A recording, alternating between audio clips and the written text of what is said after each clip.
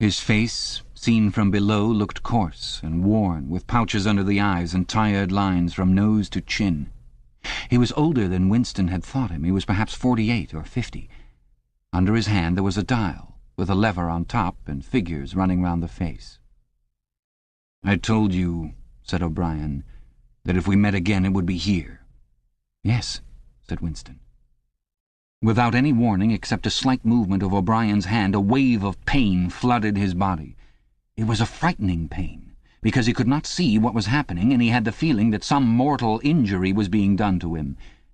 He did not know whether the thing was really happening, or whether the effect was electrically produced, but his body was being wrenched out of shape, the joints were being slowly torn apart. Although the pain had brought the sweat out on his forehead, the worst of all was the fear that his backbone was about to snap.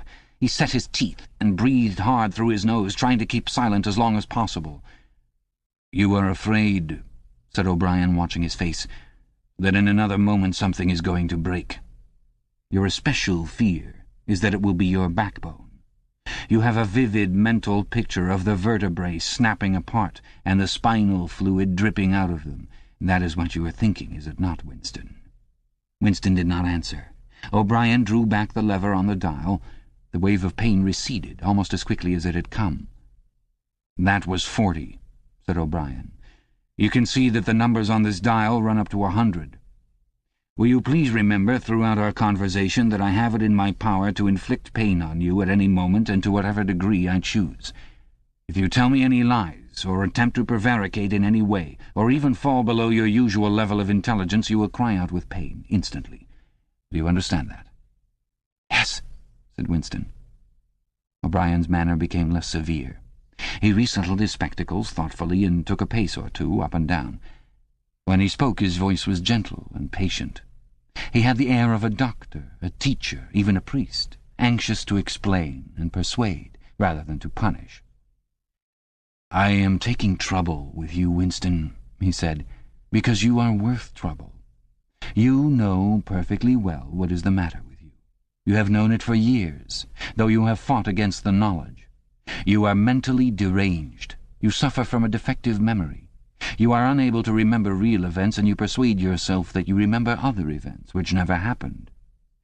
Fortunately, it is curable. You have never cured yourself of it because you did not choose to. There was a small effort of the will that you were not ready to make.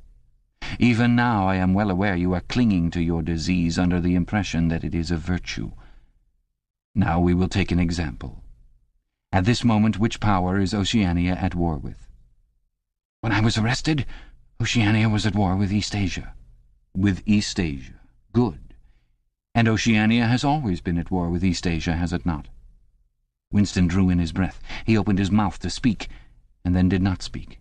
He could not take his eyes away from the dial. "The truth, please, Winston. Your truth. Tell me what you think you remember." "I remember that until only a week before I was arrested, we were not at war with East Asia at all. We were in alliance with them. The war was against Eurasia. That had lasted for 4 years. Before that—" O'Brien stopped him with a movement of the hand. "Another example," he said. "Some years ago you had a very serious delusion indeed. You believed that 3 men, 3 one-time party members named Jones, Aronson, and Rutherford, men who were executed for treachery and sabotage after making the fullest possible confession, were not guilty of the crimes they were charged with. You believed that you had seen unmistakable documentary evidence proving that their confessions were false. There was a certain photograph about which you had a hallucination. You believed that you had actually held it in your hands. It was a photograph something like this." An oblong slip of newspaper had appeared between O'Brien's fingers. For perhaps 5 seconds it was within the angle of Winston's vision. It was a photograph, and there was no question of its identity. It was the photograph. It was another copy of the photograph of Jones, Aronson, and Rutherford at the party function in New York, which he had chanced upon 11 years ago and promptly destroyed. For only an instant it was before his eyes, then it was out of sight again. But he had seen it. Unquestionably he had seen it. He made a desperate, agonizing effort to wrench the top half of his body free. It was impossible to move so much as a centimetre in any direction. For the moment he had even forgotten the dial. All he wanted was to hold the photograph in his fingers again, or at least to see it. "It exists!" he cried. "No," said O'Brien. He stepped across the room. There was a memory hole in the opposite wall. O'Brien lifted the grating. Unseen, the frail slip of paper was whirling away on the current of warm air. It was vanishing in a flash of flame. O'Brien turned away from the wall. "Ashes," he said. "Not even identifiable ashes. Dust. It does not exist. It never existed." "But it did exist. It does exist. It exists in memory. I remember it. You remember it." "I do not remember it," said O'Brien. Winston's heart sank.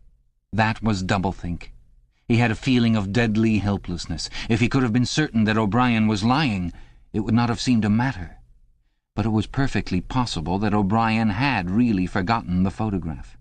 And if so, then already he would have forgotten his denial of remembering it and forgotten the act of forgetting. How could one be sure that it was simply trickery? Perhaps that lunatic dislocation in the mind could really happen. That was the thought that defeated him. O'Brien was looking down at him speculatively. More than ever he had the air of a teacher taking pains with a wayward but promising child. "There is a party slogan dealing with control of the past," he said. "Repeat it, if you please."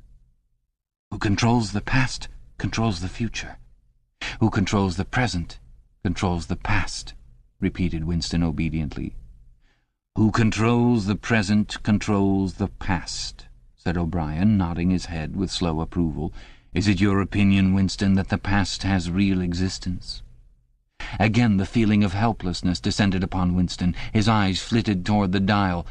He not only did not know whether yes or no was the answer that would save him from pain, he did not even know which answer he believed to be the true one. O'Brien smiled faintly. "You are no metaphysician, Winston," he said. "Until this moment you never had considered what is meant by existence. I will put it more precisely. Does the past exist concretely in space? Is there somewhere or other a place, a world of solid objects where the past is still happening?" "No." "Then where does the past exist, if at all?" "In records. It is written down." "In records. And?" "In the mind, in human memories." "In memory. Very well, then. We, the party, control all records, and we control all memories. Then we control the past, do we not?" "But how can you stop people remembering things?" cried Winston, again momentarily forgetting the dial. "It is involuntary. It is outside oneself. How can you control memory? You have not controlled mine." O'Brien's manner grew stern again. He laid his hand on the dial. "On the contrary," he said, "you have not controlled it. That is what has brought you here. You are here because you have failed in humility and self-discipline. You would not make the act of submission which is the price of sanity. You preferred to be a lunatic, a minority of one. Only the disciplined mind can see reality, Winston. You believe that reality is something objective, external, existing in its own right. You also believe that the nature of reality is self-evident. When you delude yourself into thinking that you see something, you assume that everyone else sees the same thing as you. But I tell you, Winston, that reality is not external. Reality exists in the human mind and nowhere else. Not in the individual mind, which can make mistakes, and in any case soon perishes. Only in the mind of the party, which is collective and immortal. Whatever the party holds to be truth is truth. It is impossible to see reality except by looking through the eyes of the party. That is the fact that you have got to relearn, Winston. It needs an act of self-destruction, an effort of the will. You must humble yourself before you can become sane." He paused for a few moments, as though to allow what he had been saying to sink in. "Do you remember," he went on, "writing in your diary, 'Freedom is the freedom to say that 2 + 2 make 4'? "Yes," said Winston. O'Brien held up his left hand, its back toward Winston, with the thumb hidden and the 4 fingers extended. "How many fingers am I holding up, Winston?" 4. "And if the party says that it is not 4 but 5, then how many?" 4. The word ended in a gasp of pain. The needle of the dial had shot up to 55. The sweat had sprung out all over Winston's body. The air tore into his lungs and issued again in deep groans which even by clenching his teeth he could not stop. O'Brien watched him, the forefingers still extended. He drew back the lever. This time the pain was only slightly eased. "How many fingers, Winston?" "4." The needle went up to 60. "How many fingers, Winston?" "4.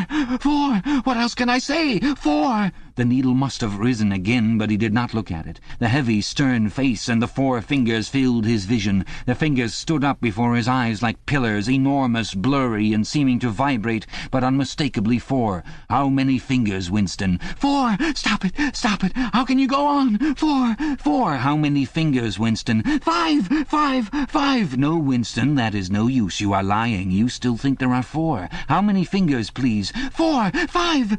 4. Anything you like, only stop it. Stop the pain. Abruptly he was sitting up, with O'Brien's arm round his shoulders. He had perhaps lost consciousness for a few seconds. The bonds that had held his body down were loosened. He felt very cold. He was shaking uncontrollably. His teeth were chattering. The tears were rolling down his cheeks. For a moment he clung to O'Brien like a baby, curiously comforted by the heavy arm round his shoulders. He had the feeling that O'Brien was his protector, that the pain was something that came from outside, from some other source, and that it was O'Brien who could save him from it. "You are a slow learner, Winston," said O'Brien gently. "How can I help it?" he blubbered. "How can I help seeing what is in front of my eyes? 2 and 2 are 4. "Sometimes, Winston.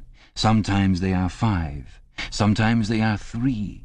Sometimes they are all of them at once. You must try harder. It is not easy to become sane." He laid Winston down on the bed. The grip on his limbs tightened again, but the pain had ebbed away and the trembling had stopped, leaving him merely weak and cold. O'Brien motioned with his head to the man in the white coat who had stood immobile throughout the proceedings. The man in the white coat bent down and looked closely into Winston's eyes, felt his pulse, laid an ear against his chest, tapped here and there, then he nodded to O'Brien. "Again," said O'Brien. The pain flowed into Winston's body. The needle must be at 70, 75. He had shut his eyes this time. He knew that the fingers were still there, and still 4. All that mattered was somehow to stay alive until the spasm was over. He had ceased to notice whether he was crying out or not. The pain lessened again. He opened his eyes. O'Brien had drawn back the lever. "How many fingers, Winston?" 4. I suppose there are 4. I would see 5 if I could. I am trying to see 5. "Which do you wish? To persuade me that you see 5, or really to see them?" "Really to see them." "Again," said O'Brien. Perhaps the needle was at 80, 90. Winston could only intermittently remember why the pain was happening. Behind his screwed-up eyelids a forest of fingers seemed to be moving in a sort of dance, weaving in and out, disappearing behind one another and reappearing again. He was trying to count them. He could not remember why. He knew only that it was impossible to count them, and that this was somehow due to the mysterious identity between 5 and 4. The pain died down again. When he opened his eyes, it was to find that he was still seeing the same thing. Innumerable fingers, like moving trees, were still streaming past in either direction, crossing and recrossing. He shut his eyes again. "How many fingers am I holding up, Winston?" "I don't know. I don't know." "You will kill me if you do that again." 4, 5, 6, in all honesty, I don't know." "Better," said O'Brien. A needle slid into Winston's arm. Almost in the same instant a blissful, healing warmth spread all through his body. The pain was already half forgotten. He opened his eyes and looked up gratefully at O'Brien. At sight of the heavy, lined face, so ugly and so intelligent, his heart seemed to turn over. If he could have moved, he would have stretched out a hand and laid it on O'Brien's arm. He had never loved him so deeply as at this moment, and not merely because he had stopped the pain. The old feeling that at bottom it did not matter whether O'Brien was a friend or an enemy had come back. O'Brien was a person who could be talked to. Perhaps one did not want to be loved so much as to be understood. O'Brien had tortured him to the edge of lunacy, and in a little while it was certain he would send him to his death. It made no difference. In some sense that went deeper than friendship. They were intimates, Somewhere or other, although the actual words might never be spoken, there was a place where they could meet and talk. O'Brien was looking down at him with an expression which suggested that the same thought might be in his own mind. When he spoke, it was in an easy, conversational tone. "Do you know where you are, Winston?" he said. "I don't know. I can guess. In the Ministry of Love." "Do you know how long you have been here?" "I don't know. Days, weeks, months?" "I think it is months." "And why do you imagine that we bring people to this place?" "To make them confess." "No, that is not the reason. Try again." "To punish them." "No!" exclaimed O'Brien. His voice had changed extraordinarily, and his face had suddenly become both stern and animated. "No! Not merely to extract your confession, nor to punish you. Shall I tell you why we have brought you here? To cure you, to make you sane. Will you understand, Winston, that no one whom we bring to this place ever leaves our hands uncured? We are not interested in those stupid crimes that you have committed. The party is not interested in the overt act. The thought is all we care about. We do not merely destroy our enemies, we change them. Do you understand what I mean by that?" He was bending over Winston. His face looked enormous because of its nearness and hideously ugly because it was seen from below. Moreover, it was filled with a sort of exaltation, a lunatic intensity. Again Winston's heart shrank. If it had been possible, he would have cowered deeper into the bed. He felt certain that O'Brien was about to twist the dial out of sheer wantonness. At this moment, however, O'Brien turned away. He took a pace or two up and down. Then he continued, less vehemently. "The first thing for you to understand is that in this place there are no martyrdoms. You have read of the religious persecutions of the past. In the Middle Ages there was the Inquisition. It was a failure. It set out to eradicate heresy and ended by perpetuating it. For every heretic it burned at the stake, thousands of others rose up. Why was that? Because the Inquisition killed its enemies in the open and killed them while they were still unrepentant. In fact, it killed them because they were unrepentant. Men were dying because they would not abandon their true beliefs. Naturally, all the glory belonged to the victim, and all the shame to the inquisitor who burned him. Later, in the 20th century, there were the totalitarians, as they were called. There were the German Nazis and the Russian communists.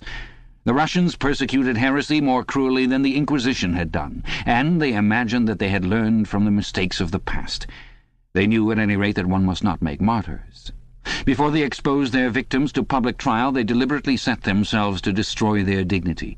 They wore them down by torture and solitude until they were despicable, cringing wretches, confessing whatever was put into their mouths, covering themselves with abuse, accusing and sheltering behind one another, whimpering for mercy.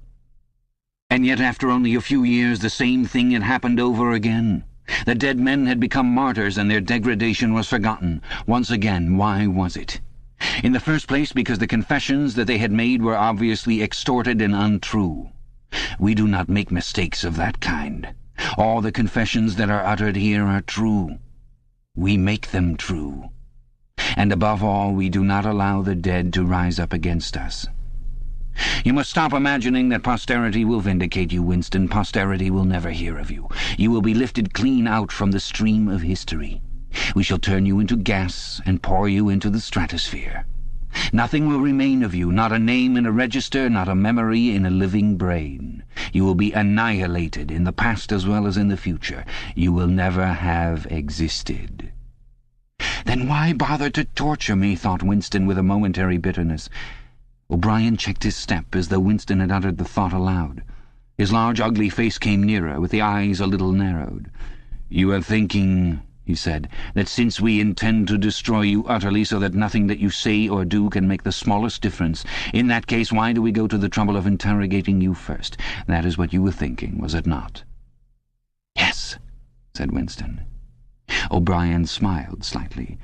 "You are a flaw in the pattern, Winston. You are a stain that must be wiped out. Did I not tell you just now that we are different from the persecutors of the past? We are not content with negative obedience, nor even with the most abject submission. When finally you surrender to us, it must be of your own free will. We do not destroy the heretic because he resists us. So long as he resists us, we never destroy him. We convert him. We capture his inner mind. We reshape him. We burn all evil and all illusion out of him. We bring him over to our side, not in appearance, but genuinely, heart and soul. We make him one of ourselves before we kill him. It is intolerable to us that an erroneous thought should exist anywhere in the world, however secret and powerless it may be. Even in the instant of death we cannot permit any deviation. In the old days the heretic walked to the stake, still a heretic, proclaiming his heresy, exulting in it. Even the victim of the Russian purges could carry rebellion locked up in his skull as he walked down the passage waiting for the bullet. But we make the brain perfect before we blow it out. The command of the old despotisms was, "Thou shalt not." The command of the totalitarians was, "Thou shalt."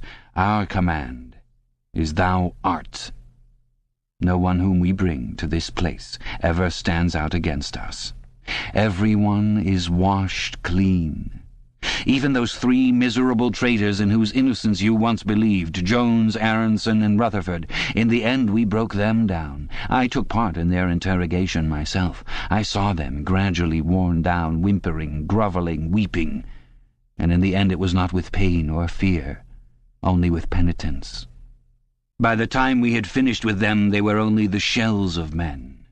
There was nothing left in them except sorrow for what they had done and love of Big Brother. It was touching to see how they loved him. They begged to be shot quickly so that they could die while their minds were still clean. His voice had grown almost dreamy. The exaltation, the lunatic enthusiasm was still in his face. He is not pretending, thought Winston. He is not a hypocrite. He believes every word he says. What most oppressed him was the consciousness of his own intellectual inferiority. He watched the heavy yet graceful form strolling to and fro, in and out of the range of his vision. O'Brien was a being in all ways larger than himself. There was no idea that he had ever had or could have that O'Brien had not long ago known, examined, and rejected. His mind contained Winston's mind. But in that case, how could it be true that O'Brien was mad? It must be he, Winston, who was mad. O'Brien halted and looked down at him. His voice had grown stern again. "Do not imagine that you will save yourself, Winston, however completely you surrender to us.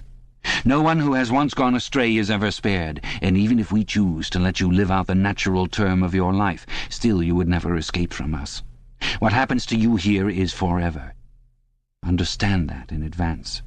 We shall crush you down to the point from which there is no coming back. Things will happen to you from which you could not recover if you lived 1,000 years.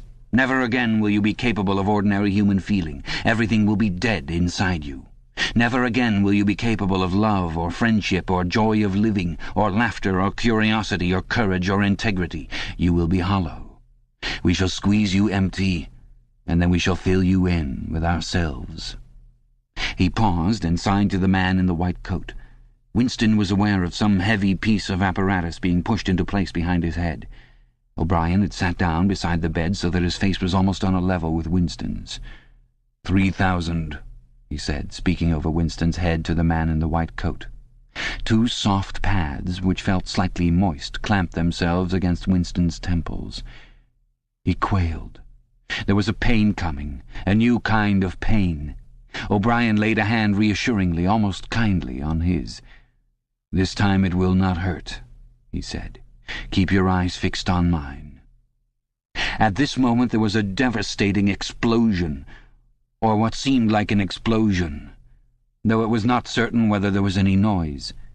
There was undoubtedly a blinding flash of light. Winston was not hurt, only prostrated. Although he had already been lying on his back when the thing happened, he had a curious feeling that he had been knocked into that position. A terrific, painless blow had flattened him out. Also, something had happened inside his head. As his eyes regained their focus, he remembered who he was and where he was, and recognized the face that was gazing into his own. But somewhere or other there was a large patch of emptiness, as though a piece had been taken out of his brain. "It will not last," said O'Brien. "Look me in the eyes. What country is Oceania at war with? Winston thought. He knew what was meant by Oceania, and that he himself was a citizen of Oceania.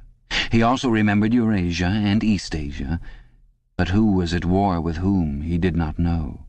In fact, he had not been aware that there was any war.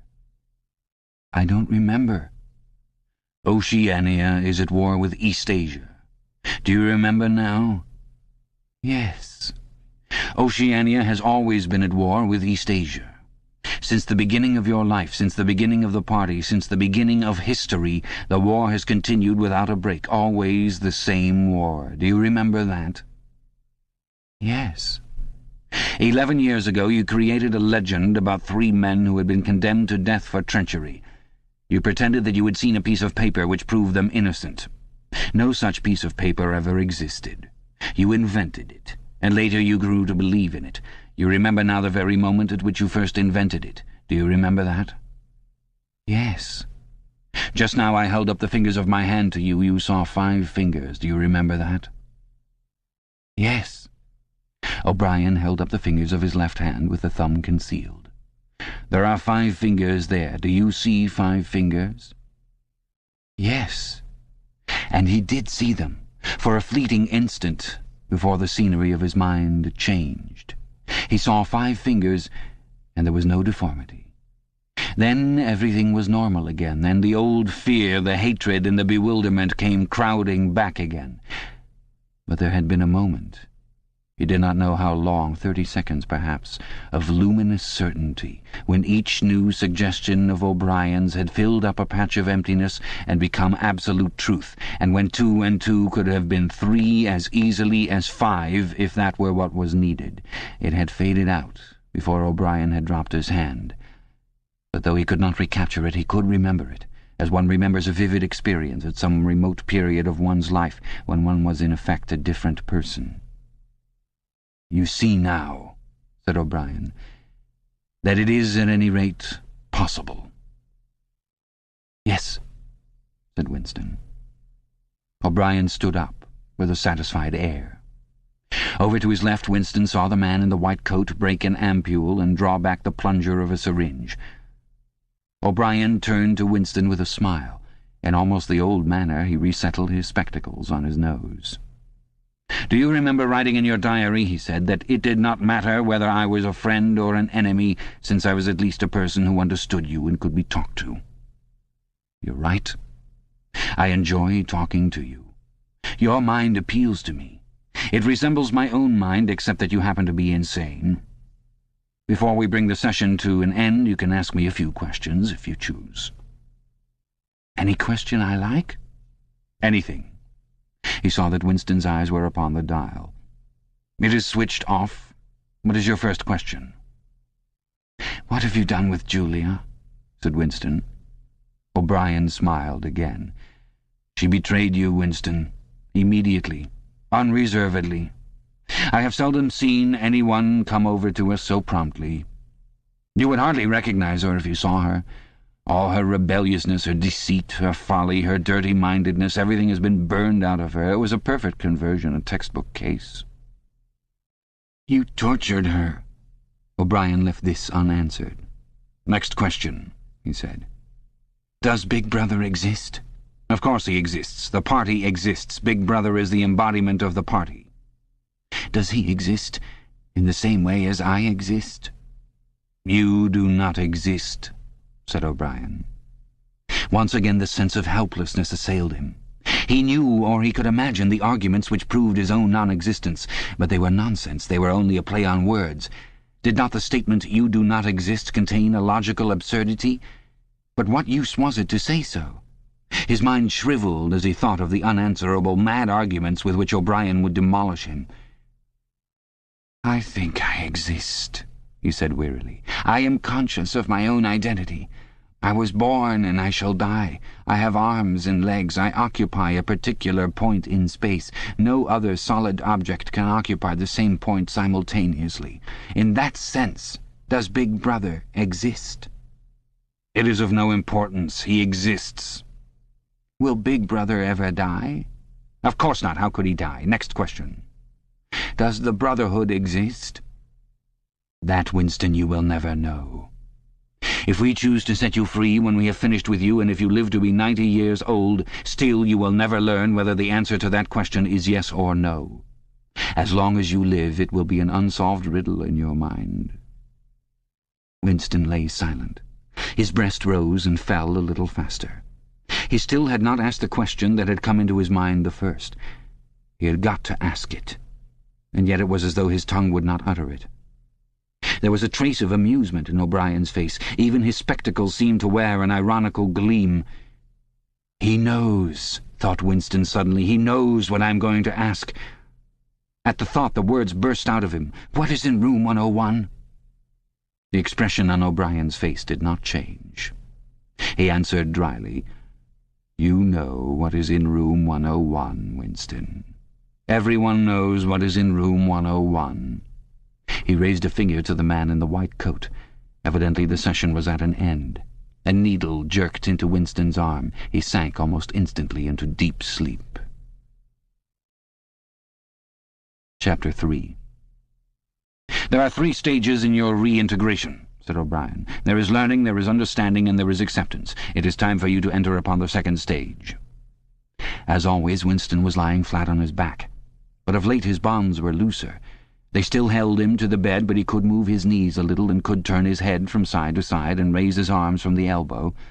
The dial also had grown to be less of a terror. He could evade its pangs if he was quick-witted enough. It was chiefly when he showed stupidity that O'Brien pulled the lever. Sometimes they got through a whole session without use of the dial. He could not remember how many sessions there had been. The whole process seemed to stretch out over a long, indefinite time, weeks, possibly. And the intervals between the sessions might sometimes have been days, sometimes only an hour or 2. "As you lie there," said O'Brien, "you have often wondered, you have even asked me, why the Ministry of Love should expend so much time and trouble on you. And when you were free, you were puzzled by what was essentially the same question. You could grasp the mechanics of the society you lived in, but not its underlying motives. Do you remember writing in your diary, 'I understand how, I do not understand why'? It was when you thought about why that you doubted your own sanity. You have read the book, Goldstein's book, or parts of it at least. Did it tell you anything that you did not know already?" "You have read it?" said Winston. "I wrote it. That is to say, I collaborated in writing it. No book is produced individually, as you know." "Is it true what it says?" "As description, yes. The program it sets forth is nonsense. The secret accumulation of knowledge, a gradual spread of enlightenment, ultimately a proletarian rebellion, the overthrow of the party. You foresaw yourself that was what it would say. It is all nonsense. The proletarians will never revolt, not in 1,000 years or 1,000,000. They cannot. I do not have to tell you the reason. You know it already. If you have ever cherished any dreams of violent insurrection, you must abandon them. There is no way in which the party can be overthrown. The rule of the party is forever. Make that the starting point of your thoughts." He came closer to the bed. "Forever," he repeated. "And now let us get back to the question of how and why. You understand well enough how the party maintains itself in power. Now tell me why we cling to power. What is our motive? Why should we want power? Go on, speak," he added as Winston remained silent. Nevertheless, Winston did not speak for another moment or 2. A feeling of weariness had overwhelmed him. The faint, mad gleam of enthusiasm had come back into O'Brien's face. He knew in advance what O'Brien would say, that the party did not seek power for its own ends, but only for the good of the majority, that it sought power because men in the mass were frail, cowardly creatures who could not endure liberty or face the truth, and must be ruled over and systematically deceived by others who were stronger than themselves, that the choice for mankind lay between freedom and happiness, and that for the great bulk of mankind happiness was better, that the party was the eternal guardian of the weak, a dedicated sect doing evil that good might come, sacrificing its own happiness to that of others. The terrible thing, thought Winston, the terrible thing was that when O'Brien said this he would believe it.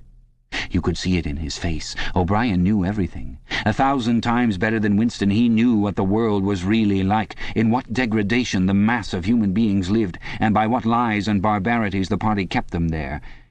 He had understood it all, weighed it all, and it made no difference. All was justified by the ultimate purpose. What can you do, thought Winston, against the lunatic who is more intelligent than yourself, who gives your arguments a fair hearing, and then simply persists in his lunacy? "You are ruling over us for our own good," he said feebly. "You believe that human beings are not fit to govern themselves, and therefore—" He started and almost cried out. A pang of pain had shot through his body. O'Brien had pushed the lever of the dial up to 35. "That was stupid, Winston, stupid," he said. "You should know better than to say a thing like that." He pulled the lever back and continued. "Now I will tell you the answer to my question. It is this. The party seeks power entirely for its own sake. We are not interested in the good of others. We are interested solely in power. Not wealth, or luxury, or long life, or happiness, only power. Pure power. What pure power means you will understand presently. We are different from all the oligarchies of the past in that we know what we are doing. All the others, even those who resembled ourselves, were cowards and hypocrites. The German Nazis and the Russian communists came very close to us in their methods, but they never had the courage to recognize their own motives. They pretended, perhaps they even believed, that they had seized power unwillingly and for a limited time, and that just round the corner there lay a paradise where human beings would be free and equal. We are not like that. We know that no one ever seizes power with the intention of relinquishing it. Power is not a means, it is an end. One does not establish a dictatorship in order to safeguard a revolution. One makes the revolution in order to establish the dictatorship. The object of persecution is persecution. The object of torture is torture. The object of power is power. Now do you begin to understand me?" Winston was struck as he had been struck before by the tiredness of O'Brien's face. It was strong and fleshy and brutal. It was full of intelligence and a sort of controlled passion before which he himself felt helpless. But it was tired. There were pouches under the eyes, the skin sagged from the cheekbones. O'Brien leaned over him, deliberately bringing the worn face nearer. "You are thinking," he said, "that my face is old and tired. You are thinking that I talk of power, and yet I am not even able to prevent the decay of my own body. Can you not understand, Winston, that the individual is only a cell? The weariness of the cell is the vigor of the organism. Do you die when you cut your fingernails?" He turned away from the bed and began strolling up and down again, one hand in his pocket. "We are the priests of power," he said. "God is power. But at present power is only a word so far as you are concerned. It is time for you to gather some idea of what power means. The first thing you must realize is that power is collective. The individual only has power insofar as he ceases to be an individual. You know the party slogan, 'Freedom is slavery.' Has it ever occurred to you that it is reversible? Slavery is freedom. Alone, free, the human being is always defeated. It must be so because every human being is doomed to die, which is the greatest of all failures. But if he can make complete, utter submission, if he can escape from his identity, if he can merge himself in the party so that he is the party, then he is all-powerful and immortal. The second thing for you to realize is that power is power over human beings, over the body, but above all, over the mind. Power over matter, external reality as you would call it, is not important. Already our control over matter is absolute. For a moment Winston ignored the dial. He made a violent effort to raise himself into a sitting position and merely succeeded in wrenching his body painfully. "But how can you control matter?" he burst out. "You don't even control the climate or the law of gravity. And there are disease, pain, death." O'Brien silenced him by a movement of the hand. "We control matter because we control the mind. Reality is inside the skull. You will learn by degrees, Winston, there is nothing that we could not do. Invisibility, levitation, anything. I could float off this floor like a soap bubble if I wished to. I do not wish to, because the party does not wish it. You must get rid of those 19th century ideas about the laws of nature. We make the laws of nature." "But you do not! You are not even masters of this planet. What about Eurasia and East Asia? You have not conquered them yet." "Unimportant. We shall conquer them when it suits us, and if we did not, what difference would it make? We can shut them out of existence. Oceania is the world. But the world itself is only a speck of dust, and man is tiny, helpless. How long has he been in existence? For millions of years the earth was uninhabited. Nonsense. The earth is as old as we are, no older. How could it be older? Nothing exists except through human consciousness. But the rocks are full of the bones of extinct animals, mammoths and mastodons and enormous reptiles which lived here long before man was ever heard of. Have you ever seen those bones, Winston? Of course not. 19th century biologists invented them. Before man there was nothing. After man, if he could come to an end, there would be nothing. Outside man there is nothing. But the whole universe is outside us. Look at the stars. Some of them are 1,000,000 light-years away. They are out of our reach forever. What are the stars? Said O'Brien indifferently. They are bits of fire a few kilometers away. We could reach them if we wanted to, or we could blot them out. The earth is the center of the universe. The sun and the stars go round it. Winston made another convulsive movement. This time he did not say anything.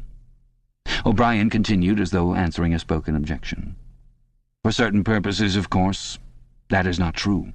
When we navigate the ocean or when we predict an eclipse, we often find it convenient to assume that the earth goes round the sun and that the stars are millions upon millions of kilometers away. But what of it? Do you suppose it is beyond us to produce a dual system of astronomy? The stars can be near or distant according as we need them. Do you suppose our mathematicians are unequal to that? Have you forgotten doublethink? Winston shrank back upon the bed. Whatever he said, the swift answer crushed him like a bludgeon. And yet he knew that he was in the right. The belief that nothing exists outside your own mind, surely there must be some way of demonstrating that it was false. Had it not been exposed long ago as a fallacy? There was even a name for it which he had forgotten. A faint smile twitched the corners of O'Brien's mouth as he looked down at him. "I told you, Winston," he said, "that metaphysics is not your strong point. The word you are trying to think of is solipsism. But you are mistaken. This is not solipsism. Collective solipsism, if you like, but that is a different thing. In fact, the opposite thing. All this is a digression," he added in a different tone. "The real power, the power we have to fight for night and day, is not power over things, but over men." He paused, and for a moment assumed again his air of a schoolmaster questioning a promising pupil. "How does one man assert his power over another, Winston?" Winston thought. "By making him suffer," he said. "Exactly. By making him suffer. Obedience is not enough. Unless he is suffering, how can you be sure that he is obeying your will and not his own? Power is in inflicting pain and humiliation. Power is in tearing human minds to pieces and putting them together again in new shapes of your own choosing. Do you begin to see, then, what kind of world we are creating? It is the exact opposite of the stupid, hedonistic utopias that the old reformers imagined. A world of fear and treachery and torment, a world of trampling and being trampled upon, a world which will grow not less but more merciless as it refines itself. Progress in our world will be progress toward more pain. The old civilizations claimed that they were founded on love and justice. Ours is founded upon hatred. In our world there will be no emotions except fear, rage, triumph, and self-abasement. Everything else we shall destroy. Everything. Already we are breaking down the habits of thought which have survived from before the Revolution. We have cut the links between child and parent, and between man, and between man and woman. No one dares trust a wife or a child or a friend any longer.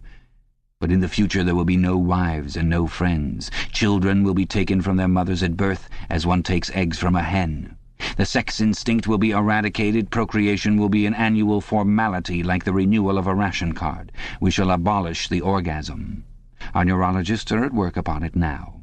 There will be no loyalty except loyalty toward the party. There will be no love except the love of Big Brother. There will be no laughter except the laugh of triumph over a defeated enemy. There will be no art, no literature, no science. When we are omnipotent, we shall have no more need of science.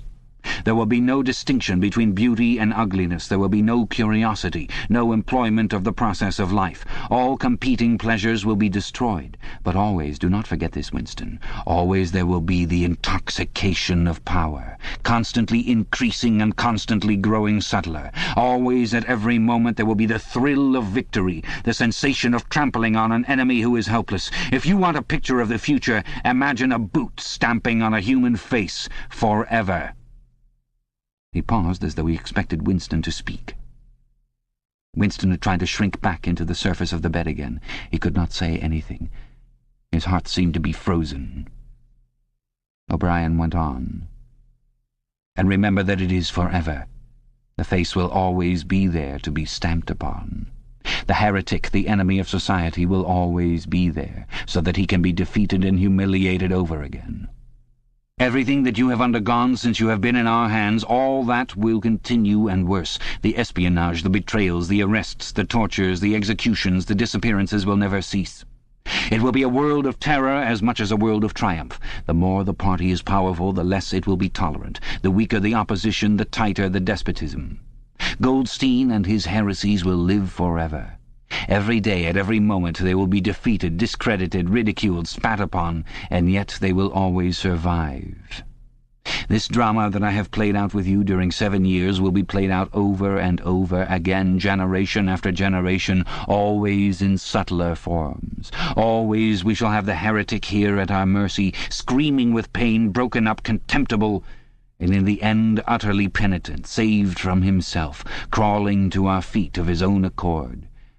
That is the world that we are preparing, Winston.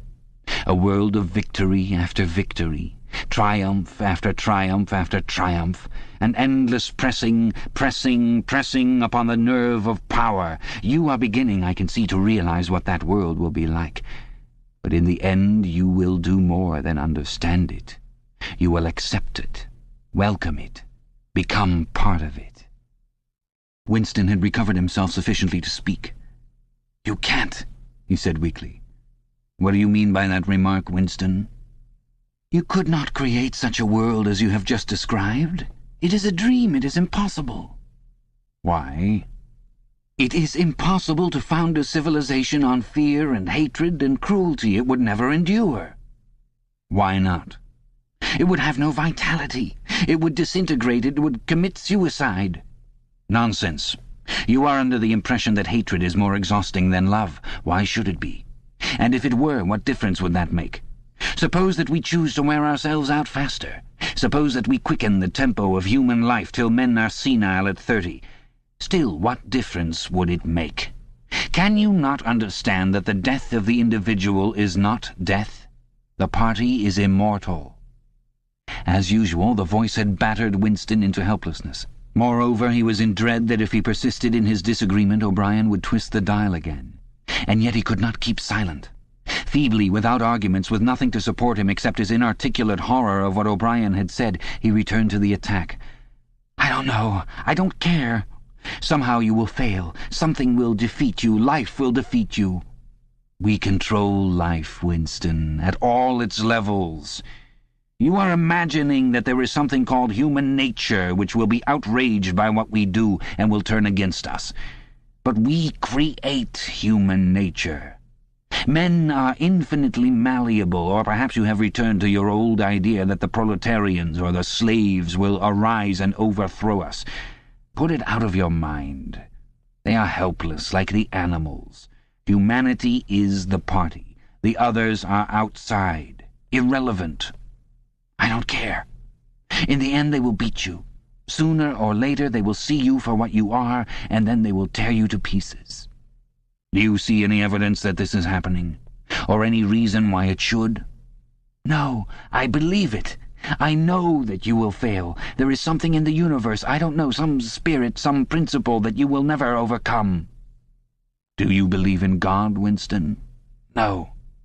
Then what is it, this principle, that will defeat us? I don't know. The spirit of man. And do you consider yourself a man? Yes. If you are a man, Winston, you are the last man. Your kind is extinct. We are the inheritors. Do you understand that you are alone? You are outside history. You are non-existent." His manner changed, and he said more harshly, "And you consider yourself morally superior to us with our lies and our cruelty?"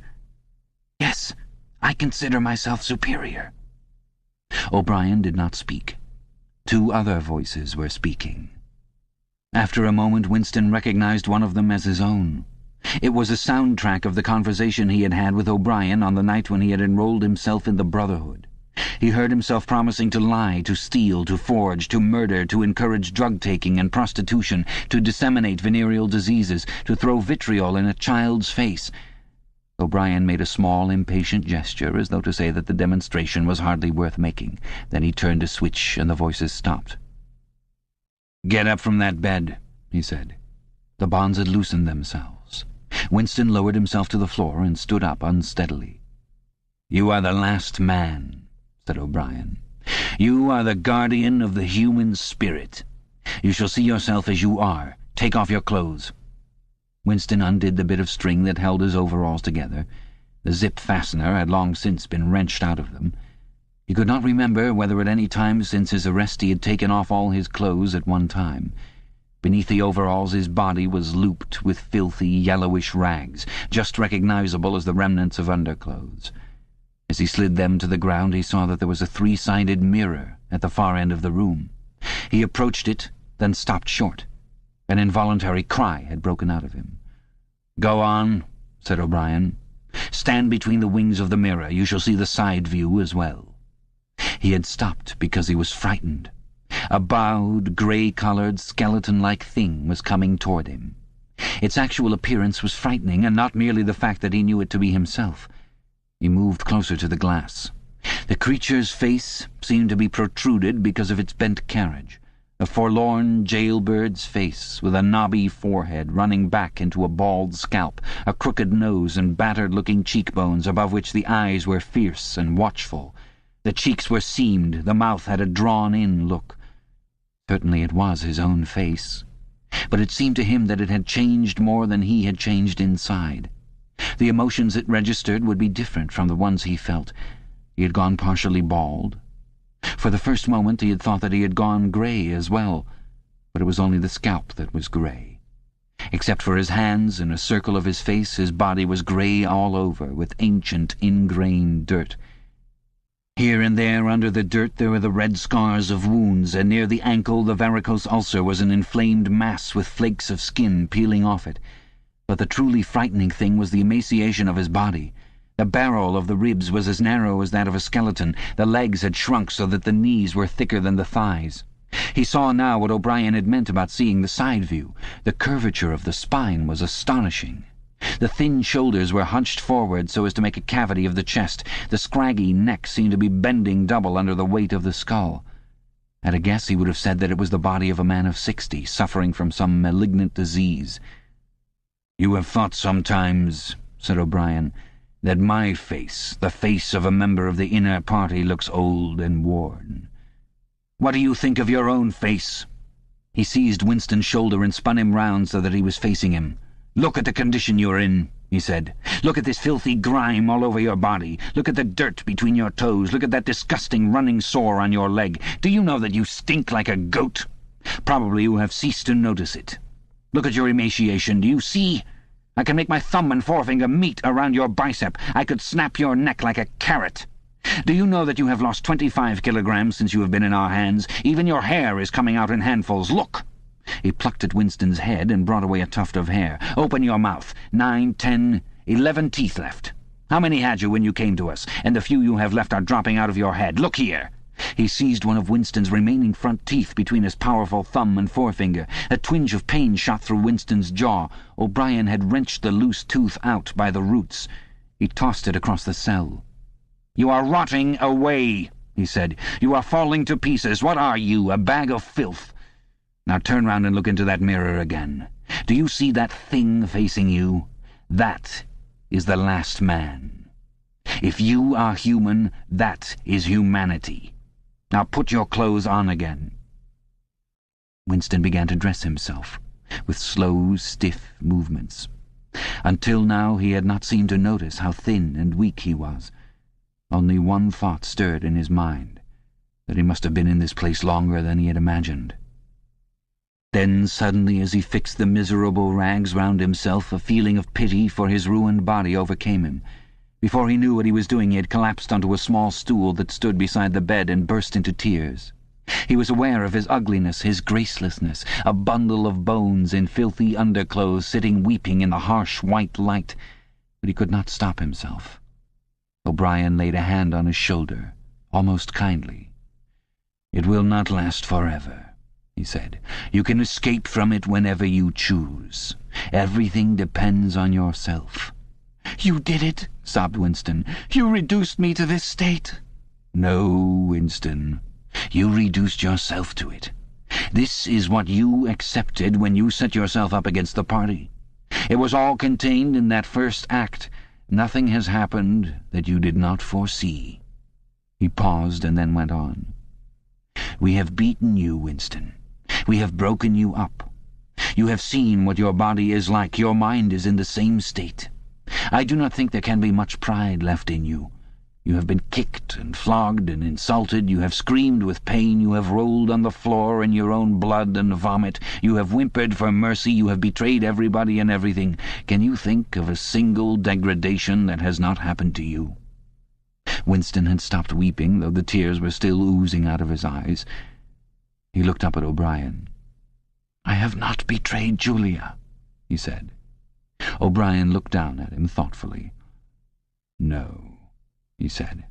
"No, that is perfectly true. You have not betrayed Julia."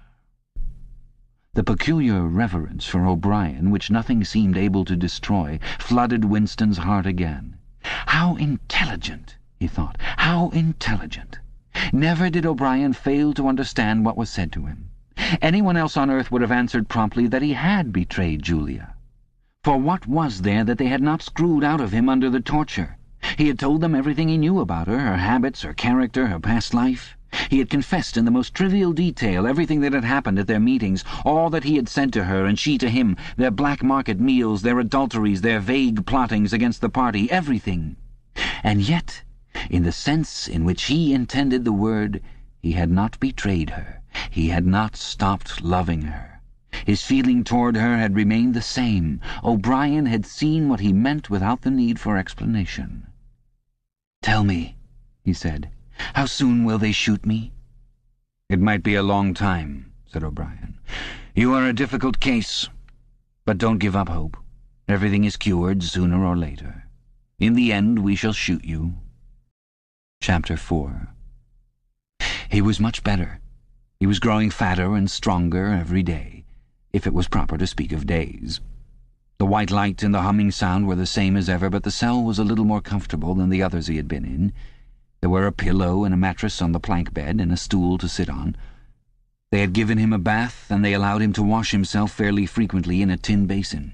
They even gave him warm water to wash with. They had given him new underclothes and a clean suit of overalls. They had dressed his varicose ulcer with soothing ointment. They had pulled out the remnants of his teeth and given him a new set of dentures. Weeks or months must have passed. It would have been possible now to keep count of the passage of time, if he had felt any interest in doing so, since he was being fed at what appeared to be regular intervals. He was getting, he judged, 3 meals in the 24 hours. Sometimes he wondered dimly whether he was getting them by night or by day. The food was surprisingly good, with meat at every third meal. Once there was even a packet of cigarettes. He had no matches, but the never-speaking guard who brought his food would give him a light. The first time he tried to smoke, it made him sick, but he persevered and spun the packet out for a long time, smoking half a cigarette after each meal.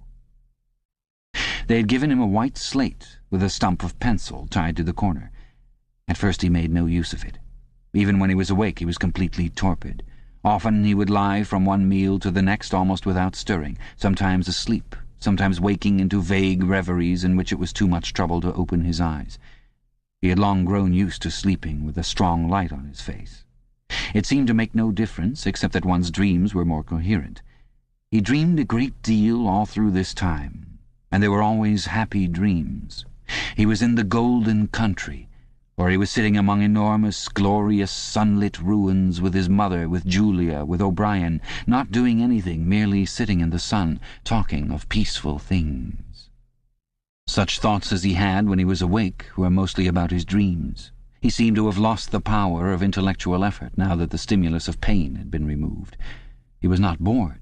He had no desire for conversation or distraction. Merely to be alone, not to be beaten or questioned, to have enough to eat and to be clean all over, was completely satisfying. By degrees he came to spend less time in sleep, but he still felt no impulse to get off the bed. All he cared for was to lie quiet and feel the strength gathering in his body. He would finger himself here and there, trying to make sure that it was not an illusion, that his muscles were growing rounder and his skin tauter. Finally, it was established beyond a doubt that he was growing fatter. His thighs were now definitely thicker than his knees. After that, reluctantly at first, he began exercising himself regularly.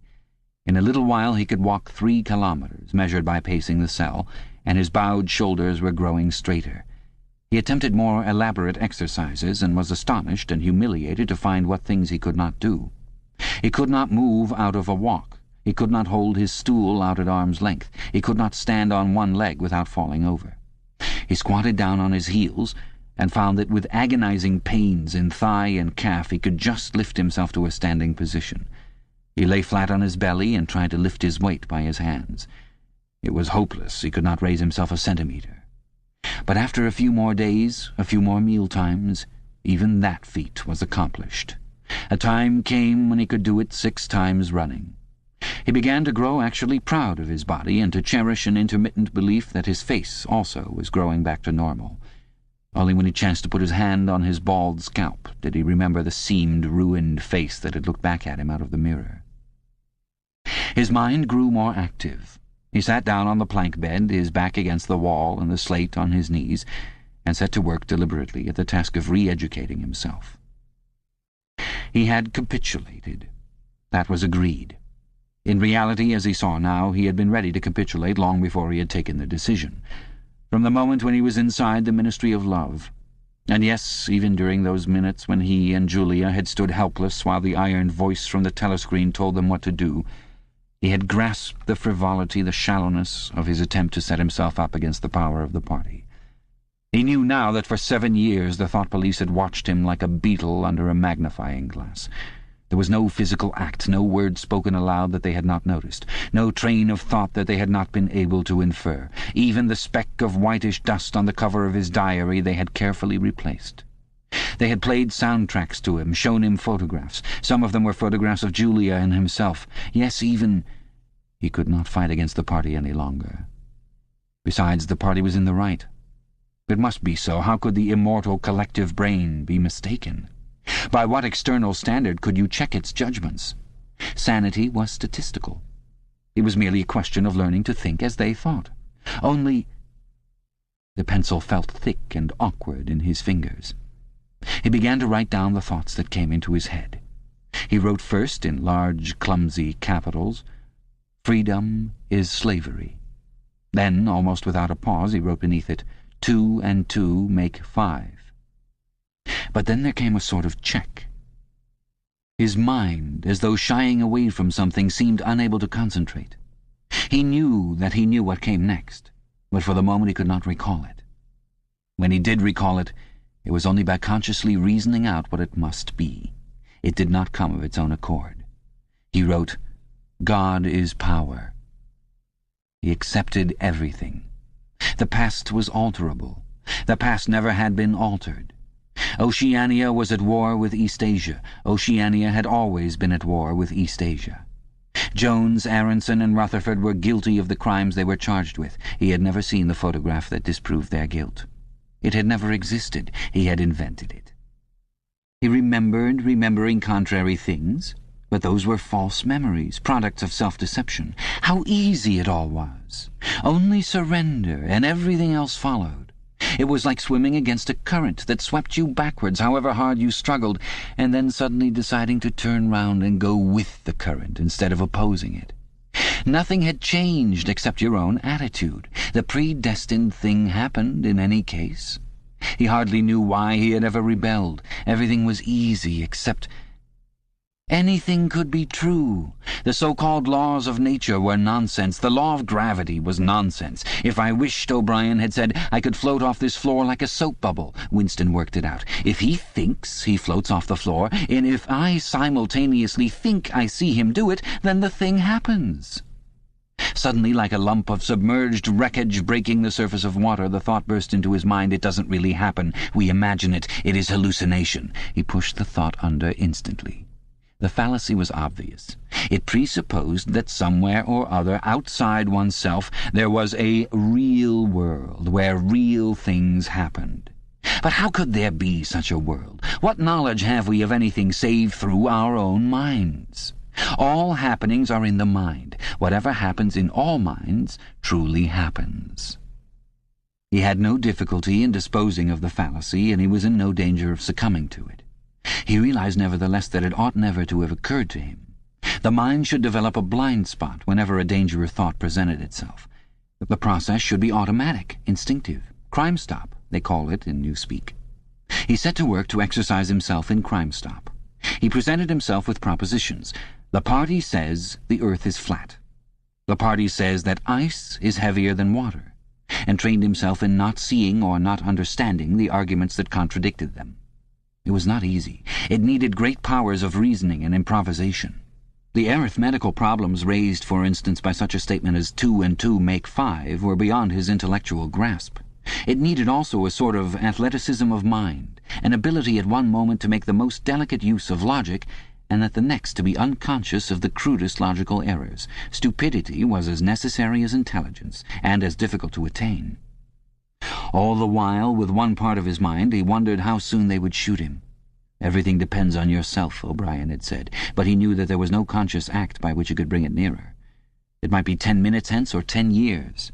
They might keep him for years in solitary confinement. They might send him to a labor camp. They might release him for a while, as they sometimes did. It was perfectly possible that before he was shot, the whole drama of his arrest and interrogation would be enacted all over again. The one certain thing was that death never came at an expected moment. The tradition, the unspoken tradition, somehow you knew it though you never heard it said, was that they shot you from behind, always in the back of the head, without warning as you walked down a corridor from cell to cell. One day was not the right expression. Just as probably it was in the middle of the night. Once he fell into a strange, blissful reverie. He was walking down the corridor waiting for the bullet. He knew that it was coming in another moment. Everything was settled, smoothed out, reconciled. There were no more doubts, no more arguments, no more pain, no more fear. His body was healthy and strong. He walked easily, with a joy of movement and with a feeling of walking in sunlight. He was not any longer in the narrow, white corridors of the Ministry of Love. He was in the enormous sunlit passage, a kilometre wide, down which he had seemed to walk in the delirium induced by drugs. He was in the golden country, following the foot-track across the old rabbit-cropped pasture. He could feel the short, springy turf under his feet and the gentle sunshine on his face.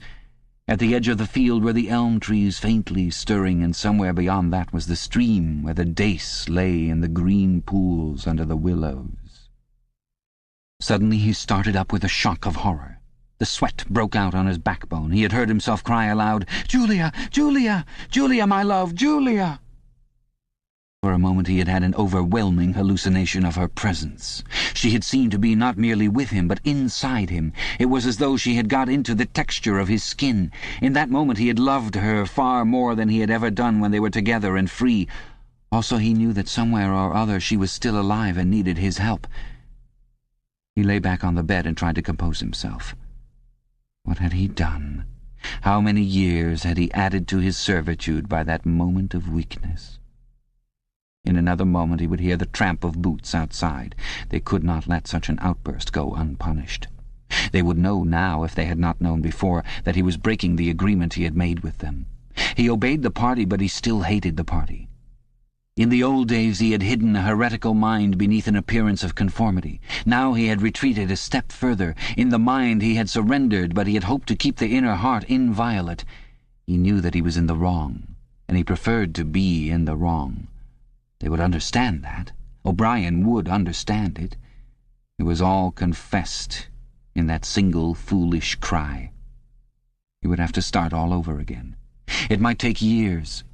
He ran a hand over his face, trying to familiarize himself with the new shape. There were deep furrows in the cheeks. The cheekbones felt sharp, the nose flattened. Besides, since last seeing himself in the glass, he had been given a complete new set of teeth. It was not easy to preserve inscrutability when you did not know what your face looked like. In any case, mere control of the features was not enough. For the first time he perceived that if you want to keep a secret, you must also hide it from yourself. You must know all the while that it is there, but until it is needed you must never let it emerge into your consciousness in any shape that could be given a name. From now on outwards he must not only think right, he must feel right, dream right. And all the while he must keep his hatred locked up inside him like a ball of matter which was part of himself and yet unconnected with the rest of him, a kind of cyst. One day they would decide to shoot him. You could not tell when it would happen, but a few seconds beforehand it should be possible to guess. It was always from behind, walking down a corridor. 10 seconds would be enough. In that time the world inside him could turn over, and then suddenly, without a word uttered, without a check in his step, without the changing of a line in his face, suddenly the camouflage would be down, and bang would go the batteries of his hatred. Hatred would fill him like an enormous roaring flame, and almost in the same instant, bang would go the bullet, too late or too early. It would have blown his brain to pieces before they could reclaim it. The heretical thought would be unpunished, unrepented, out of their reach forever. They would have blown a hole in their own perfection. To die hating them, that was freedom. He shut his eyes. It was more difficult than accepting an intellectual discipline. It was a question of degrading himself, mutilating himself. He had got to plunge into the filthiest of filth. What was the most horrible, sickening thing of all? He thought of Big Brother. The enormous face, because of constantly seeing it on posters, he always thought of it as being a meter wide, with its heavy black moustache, and the eyes that followed you to and fro seemed to float into his mind of its own accord. What were his true feelings toward Big Brother? There was a heavy tramp of boots in the passage. The steel door swung open with a clang. O'Brien walked into the cell. Behind him were the waxen-faced officer and the black-uniformed guards. "Get up," said O'Brien. "Come here." Winston stood opposite him. O'Brien took Winston's shoulders between his strong hands and looked at him closely. "You have had thoughts of deceiving me," he said. "That was stupid. Stand up straighter. Look me in the face." He paused and went on in a gentler tone. "You are improving. Intellectually, there is very little wrong with you. It is only emotionally that you have failed to make progress. Tell me, Winston. And remember no lies. You know that I am always able to detect a lie. Tell me, what are your true feelings toward Big Brother?" "I hate him." "You hate him. Good. Then the time has come for you to take the last step. You must love Big Brother. It is not enough to obey him. You must love him." He released Winston with a little push toward the guards. "Room 101, he said. Chapter 5. At each stage of his imprisonment he had known, or seemed to know, whereabouts he was in the windowless building. Possibly there were slight differences in the air pressure. The cells where the guards had beaten him were below ground level. The room where he had been interrogated by O'Brien was high up near the roof. This place was many meters underground, as deep down as it was possible to go. It was bigger than most of the cells he had been in, but he hardly noticed his surroundings. All he noticed was that there were 2 small tables straight in front of him, each covered with green baize. One was only a meter or 2 from him, the other was further away, near the door. He was strapped upright in a chair, so tightly that he could move nothing, not even his head. A sort of pad gripped his head from behind, forcing him to look straight in front of him. For a moment he was alone, then the door opened, and O'Brien came in. "You asked me once," said O'Brien, "what was in room 101. I told you that you knew the answer already. Everyone knows it. The thing that is in room 101 is the worst thing in the world." The door opened again. A guard came in carrying something made of wire, a box or basket of some kind. He set it down on the further table. Because of the position in which O'Brien was standing, Winston could not see what the thing was. "The worst thing in the world," said O'Brien, "varies from individual to individual. It may be burial alive, or death by fire, or by drowning, or by impalement, or 50 other deaths. There are cases where it is some quite trivial thing, not even fatal." He had moved a little to one side so that Winston had a better view of the thing on the table. It was an oblong wire cage, with a handle on top for carrying it by. Fixed to the front of it was something that looked like a fencing mask, with the concave side outwards. Although it was 3 or 4 meters away from him, he could see that the cage was divided lengthways into 2 compartments, and that there was some kind of creature in each. They were rats. "In your case," said O'Brien, "the worst thing in the world happens to be rats." A sort of premonitory tremor, a fear of he was not certain what, had passed through Winston as soon as he caught his first glimpse of the cage. But at this moment the meaning of the mask-like attachment in front of it suddenly sank into him. His bowels seemed to turn to water. "You can't do that!" he cried out in a high, cracked voice. You couldn't! It's impossible!" "Do you remember," said O'Brien, "the moment of panic that used to occur in your dreams? There was a wall of blackness in front of you, and a roaring sound in your ears. There was something terrible on the other side of the wall. You knew that you knew what it was, but you dared not drag it into the open. It was the rats that were on the other side of the wall."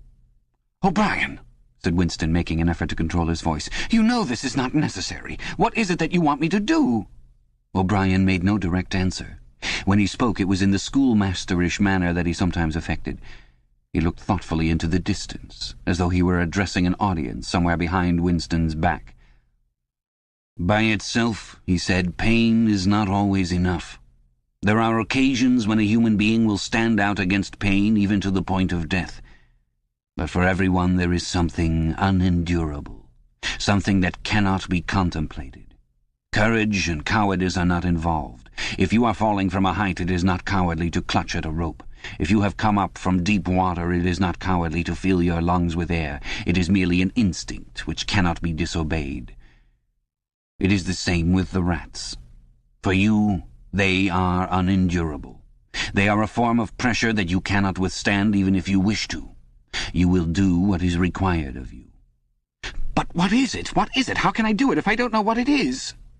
O'Brien picked up the cage and brought it across to the nearer table. He set it down carefully on the baize cloth. Winston could hear the blood singing in his ears. He had the feeling of sitting in utter loneliness. He was in the middle of a great empty plain, a flat desert drenched with sunlight, across which all sounds came to him out of immense distances. Yet the cage with the rats was not 2 meters away from him. They were enormous rats. They were at the age when a rat's muzzle grows blunt and fierce, and his fur brown instead of grey. "The rat," said O'Brien, still addressing his invisible audience, "although a rodent, is carnivorous. You are aware of that. You will have heard of the things that happen in the poor quarters of this town. In some streets a woman dare not leave her baby alone in the house even for 5 minutes. The rats are certain to attack it. Within quite a small time they will strip it to the bones. They also attack sick or dying people. They show astonishing intelligence in knowing when a human being is helpless." There was an outburst of squeals from the cage. It seemed to reach Winston from far away. The rats were fighting. They were trying to get at each other through the partition. He heard also a deep groan of despair. That, too, seemed to come from outside himself. O'Brien picked up the cage, and as he did so pressed something in it. There was a sharp click. Winston made a frantic effort to tear himself loose from the chair. It was hopeless. Every part of him, even his head, was held immovably. O'Brien moved the cage nearer. It was less than a meter from Winston's face. "I have pressed the first lever," said O'Brien. "You understand the construction of this cage. The mask will fit over your head, leaving no exit. When I press this other lever, the door of the cage will slide up. These starving brutes will shoot out of it like bullets. Have you ever seen a rat leap through the air? They will leap onto your face and bore straight into it. Sometimes they attack the eyes first. Sometimes they burrow through the cheeks and devour the tongue. The cage was nearer. It was closing in. Winston heard a succession of shrill cries which appeared to be occurring in the air above his head. But he fought furiously against his panic. To think even with a split second left, to think was the only hope. Suddenly the foul, musty odour of the brute struck his nostrils. There was a violent convulsion of nausea inside him, and he almost lost consciousness. Everything had gone black. For an instant he was insane, a screaming animal. Yet he came out of the blackness clutching an idea. There was one and only one way to save himself. He must interpose another human being, the body of another human being, between himself and the rats.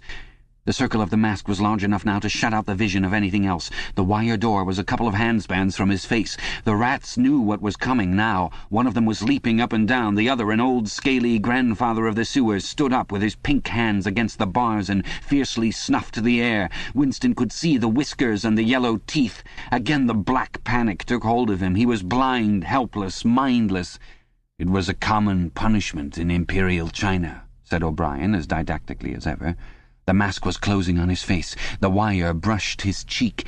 And then, no, it was not relief, only hope, a tiny fragment of hope. Too late, perhaps too late, but he had suddenly understood that in the whole world there was just one person to whom he could transfer his punishment, one body that he could thrust between himself and the rats, and he was shouting frantically over and over, "Do it to Julia! Do it to Julia! Not me! Julia! I don't care what you do to her! Tear her face off! Strip her to the bones! Not me! Julia! Not me!" He was falling backwards into enormous depths, away from the rats. He was still strapped in the chair, but he had fallen through the floor, through the walls of the building, through the earth, through the oceans, through the atmosphere, into outer space, into the gulfs between the stars, always away, away, away from the rats. He was light years distant, but O'Brien was still standing at his side. There was still the cold touch of a wire against his cheek. But through the darkness that enveloped him he heard another metallic click, and knew that the cage door had clicked shut and not open. Chapter 6. The chestnut tree was almost empty. A ray of sunlight slanting through a window fell yellow on dusty tabletops. It was the lonely hour of 15. A tinny music trickled from the telescreens. Winston sat in his usual corner, gazing into an empty glass. Now and again he glanced up at a vast face which eyed him from the opposite wall. "Big Brother is watching you," the caption said. Unbidden, a waiter came and filled his glass up with Victory gin, shaking into it a few drops from another bottle with a quill through the cork. It was saccharin flavoured with cloves, the specialty of the cafe. Winston was listening to the telescreen. At present only music was coming out of it, but there was a possibility that at any moment there might be a special bulletin from the Ministry of Peace. The news from the African front was disquieting in the extreme. On and off he had been worrying about it all day. A Eurasian army, Oceania was at war with Eurasia, Oceania had always been at war with Eurasia, was moving southward at terrifying speed. The midday bulletin had not mentioned any definite area, but it was probable that already the mouth of the Congo was a battlefield. Brazzaville and Leopoldville were in danger. One did not have to look at the map to see what it meant. It was not merely a question of losing Central Africa. For the first time in the whole war, the territory of Oceania itself was menaced. A violent emotion, not fear exactly, but a sort of undifferentiated excitement, flared up in him, then faded again. He stopped thinking about the war. In these days he could never fix his mind on any one subject for more than a few moments at a time. He picked up his glass and drained it at a gulp. As always, it made him shudder and even retch slightly. The stuff was horrible. The cloves and saccharin, themselves disgusting enough in their sickly way, could not disguise the flat, oily smell, and what was worst of all was that the smell of gin, which dwelt with him night and day, was inextricably mixed up in his mind with the smell of those— He never named them, even in his thoughts, and so far as it was possible he never visualized them. They were something that he was half aware of, hovering close to his face, a smell that clung to his nostrils. As the gin rose in him, he belched through purple lips. He had grown fatter since they released him, and had regained his old colour. Indeed, more than regained it. His features had thickened, The skin on nose and cheekbones was coarsely red. Even the bald scalp was too deep a pink. A waiter, again unbidden, brought the chessboard and the current issue of the Times, with the page turned down at the chess problem. Then, seeing that Winston's glass was empty, he brought the gin bottle and filled it. There was no need to give orders. They knew his habits. The chessboard was always waiting for him, his corner table was always reserved. Even when the place was full, he had it to himself, since nobody cared to be seen sitting too close to him. He never even bothered to count his drinks. At irregular intervals they presented him with a dirty slip of paper which they said was the bill, but he had the impression that they always undercharged him. It would have made no difference if it had been the other way about. He had always plenty of money nowadays. He even had a job, a sinecure, more highly paid than his old job had been. The music from the telescreen stopped and a voice took over. Winston raised his head to listen. No bulletin from the front, however. It was merely a brief announcement from the Ministry of Plenty. In the preceding quarter, it appeared, the 10th three-year plan's quota for bootlaces had been over-fulfilled by 98%. He examined the chess problem and set out the pieces. It was a tricky ending, involving a couple of knights. White to play and mate in 2 moves. Winston looked up at the portrait of Big Brother. White always mates, he thought with a sort of cloudy mysticism. Always, without exception, it is so arranged.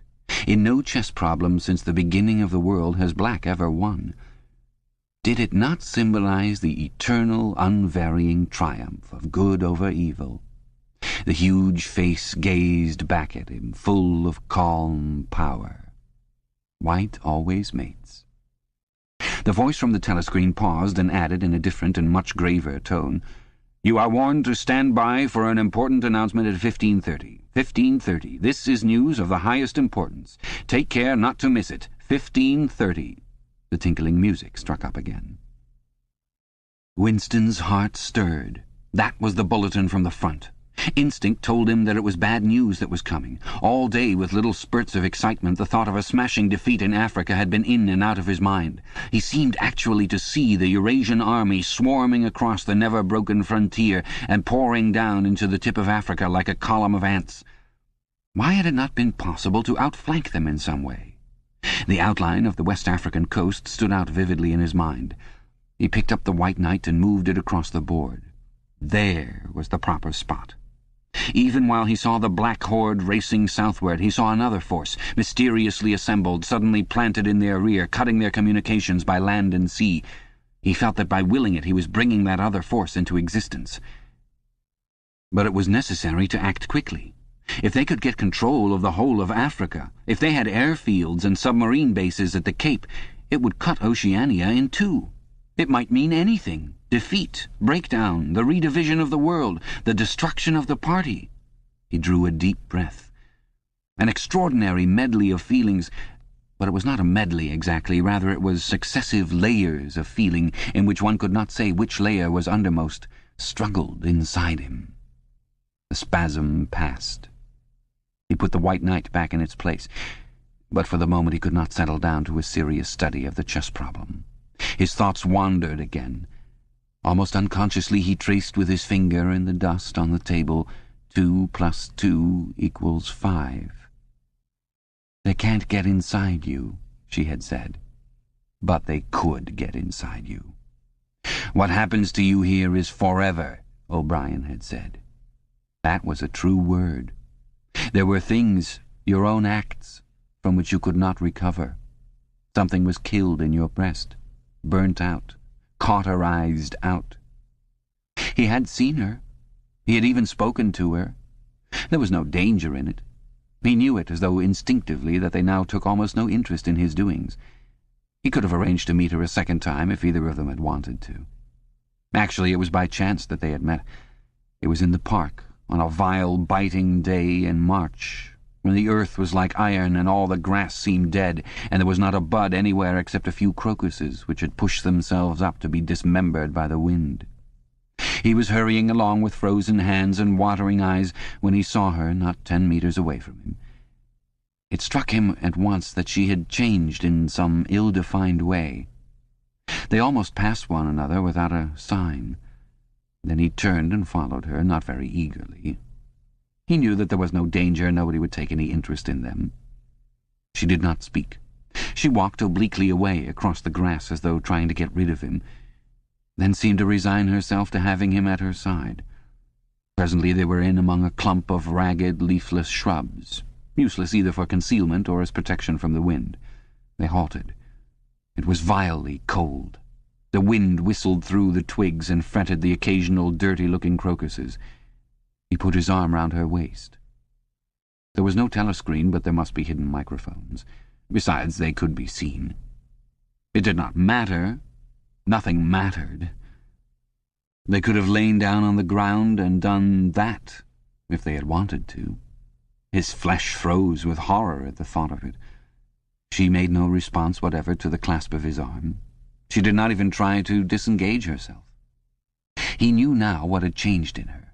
Her face was sallower, and there was a long scar, partly hidden by the hair across her forehead and temple. But that was not the change. It was that her waist had grown thicker and in a surprising way had stiffened. He remembered how, once, after the explosion of a rocket bomb, he had helped to drag a corpse out of some ruins, and had been astonished not only by the incredible weight of the thing, but by its rigidity and awkwardness to handle, which made it seem more like stone than flesh. Her body felt like that. It occurred to him that the texture of her skin would be quite different from what it had once been. He did not attempt to kiss her, nor did they speak. As they walked back across the gate, she looked directly at him for the first time. It was only a momentary glance full of contempt and dislike. He wondered whether it was a dislike that came purely out of the past, or whether it was inspired also by his bloated face and the water that the wind kept squeezing from his eyes. They sat down on 2 iron chairs, side by side, but not too close together. He saw that she was about to speak. She moved her clumsy shoe a few centimeters and deliberately crushed a twig.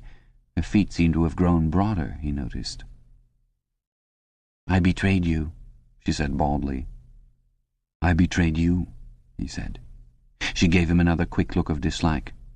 "Sometimes," she said, "they threaten you with something you can't stand up to, can't even think about. And then you say, 'Don't do it to me, do it to somebody else, do it to so-and-so.' And perhaps you might pretend afterwards that it was only a trick and that you just said it to make them stop and didn't really mean it. But that isn't true. At the time when it happens, you do mean it. You think there's no other way of saving yourself, and you're quite ready to save yourself that way. You want it to happen to the other person. You don't give a damn what they suffer. All you care about is yourself." "All you care about is yourself," he echoed. "And after that you don't feel the same toward the other person any longer." "No," he said. "You don't feel the same." There did not seem to be anything more to say.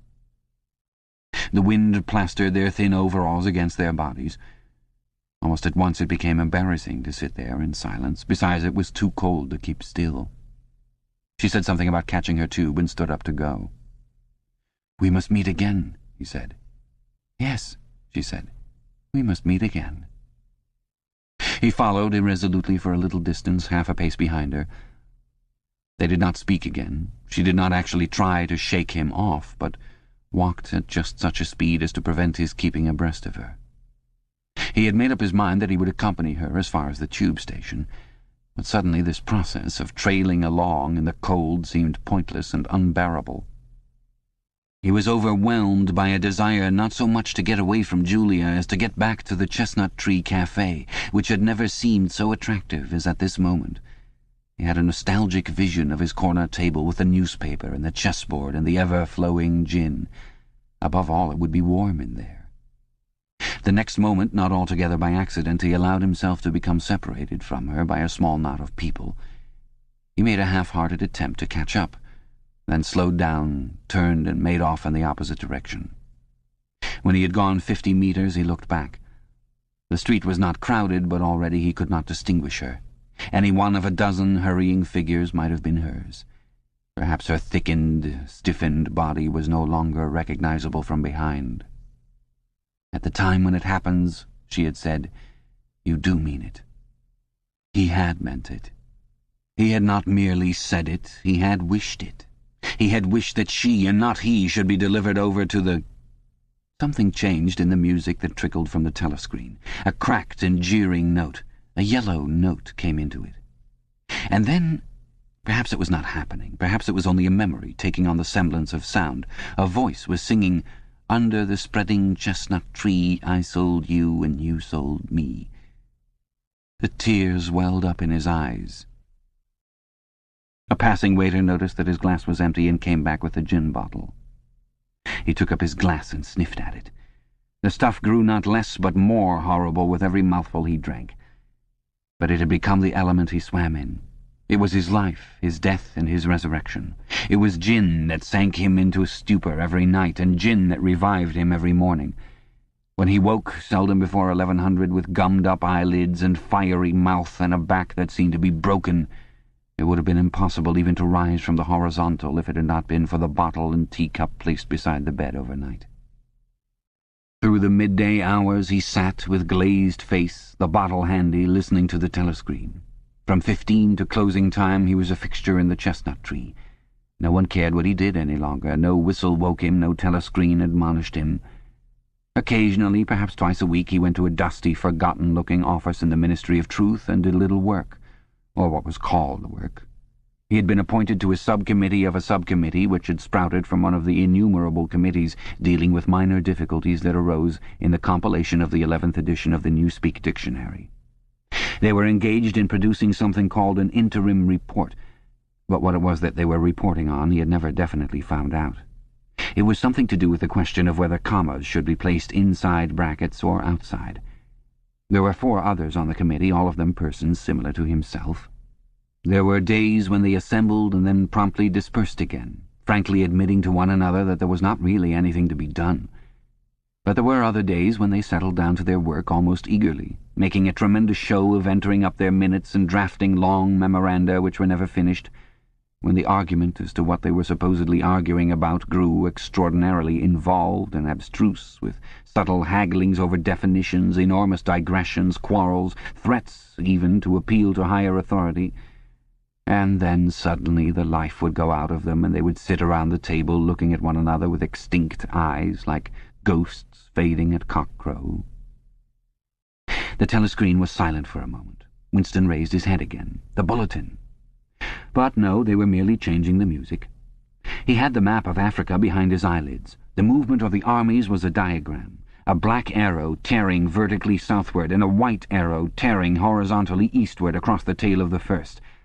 As though for reassurance, he looked up at the imperturbable face in the portrait. Was it conceivable that the second arrow did not even exist? His interest flagged again. He drank another mouthful of gin, picked up the White Knight, and made a tentative move. Check. But it was evidently not the right move, because, uncalled, a memory floated into his mind. He saw a candle-lit room with a vast white counterpaned bed, and himself, a boy of 9 or 10, sitting on the floor, shaking a dice-box and laughing excitedly. His mother was sitting opposite him, and also laughing. It must have been about a month before she disappeared. It was a moment of reconciliation, when the nagging hunger in his belly was forgotten and his earlier affection for her had temporarily revived. He remembered the day well, a pelting, drenching day when the water streamed down the window-pane and the light indoors was too dull to read by. The boredom of the 2 children in the dark, cramped bedroom became unbearable. Winston whined and grizzled, made futile demands for food, fretted about the room, pulling everything out of place and kicking the wainscoting until the neighbours banged on the wall, while the younger child wailed intermittently. In the end his mother had said, "Now be good and I'll buy you a toy, a lovely toy, you'll love it." And then she had gone out in the rain to a little general shop which was still sporadically open nearby, and come back with a cardboard box containing an outfit of snakes and ladders. He could still remember the smell of the damp cardboard. It was a miserable outfit. The board was cracked, and the tiny wooden dice were so ill-cut that they would hardly lie on their sides. Winston looked at the thing sulkily and without interest, but then his mother lit a piece of candle, and they sat down on the floor to play. Soon he was wildly excited and shouting with laughter as the tiddlywinks climbed hopefully up the ladders and then came slithering down the snakes again, almost back to the starting point. They played 8 games, winning 4 each. His tiny sister, too young to understand what the game was about, had sat propped up against a bolster, laughing because the others were laughing. For a whole afternoon they had all been happy together, as in his earlier childhood. He pushed the picture out of his mind. It was a false memory. He was troubled by false memories occasionally. They did not matter so long as one knew them for what they were. Some things had happened, others had not happened. He turned back to the chessboard and picked up the white knight again. Almost in the same instant it dropped onto the board with a clatter. He had started as though a pin had run into him. A shrill trumpet call had pierced the air. It was the bulletin. Victory! It always meant victory when a trumpet call preceded the news. A sort of electric thrill ran through the cafe. Even the waiters had started and pricked up their ears. The trumpet call had let loose an enormous volume of noise. Already an excited voice was gabbling from the telescreen, but even as it started it was almost drowned by a roar of cheering from outside. The news had run round the streets like magic. He could hear just enough of what was issuing from the telescreen to realize that it had all happened as he had foreseen. A vast seaborne armada secretly assembled, a sudden blow in the enemy's rear, the white arrow tearing across the tail of the black. Fragments of triumphant phrases pushed themselves through the din. Vast strategic maneuver, perfect coordination, utter rout, 500,000 prisoners, complete demoralization, control of the whole of Africa, bring the war within measurable distance of its end. Victory, greatest victory in human history. Victory, victory, victory. Under the table, Winston's feet made convulsive movements. He had not stirred from his seat, but in his mind he was running, swiftly running. He was with the crowds outside, cheering himself deaf. He looked up again at the portrait of Big Brother, the colossus that bestrode the world, the rock against which the hordes of Asia dashed themselves in vain. He thought how 10 minutes ago, yes, only 10 minutes, there had still been equivocation in his heart as he wondered whether the news from the front would be of victory or defeat. Ah, it was much more than a Eurasian army that had perished. Much had changed in him since the first day in the Ministry of Love, but the final, indispensable, healing change had never happened until this moment. The voice from the telescreen was still pouring forth its tale of prisoners and booty and slaughter, but the shouting outside had died down a little. The waiters were turning back to their work. One of them approached with the gin bottle. Winston, sitting in a blissful dream, paid no attention as his glass was filled up. He was not running or cheering any longer. He was back in the Ministry of Love, with everything forgiven, his soul white as snow. He was in the public dock, confessing everything, implicating everybody. He was walking down the white-tiled corridor with the feeling of walking in sunlight and an armed guard at his back. The long-hoped-for bullet was entering his brain. He gazed up at the enormous face. 40 years it had taken him to learn what kind of smile was hidden beneath the dark moustache. Oh, cruel, needless misunderstanding. Oh, stubborn, self-willed exile from the loving breast. 2 gin-scented tears trickled down the sides of his nose. But it was all right. Everything was all right. The struggle was finished. He had won the victory over himself. He loved Big Brother.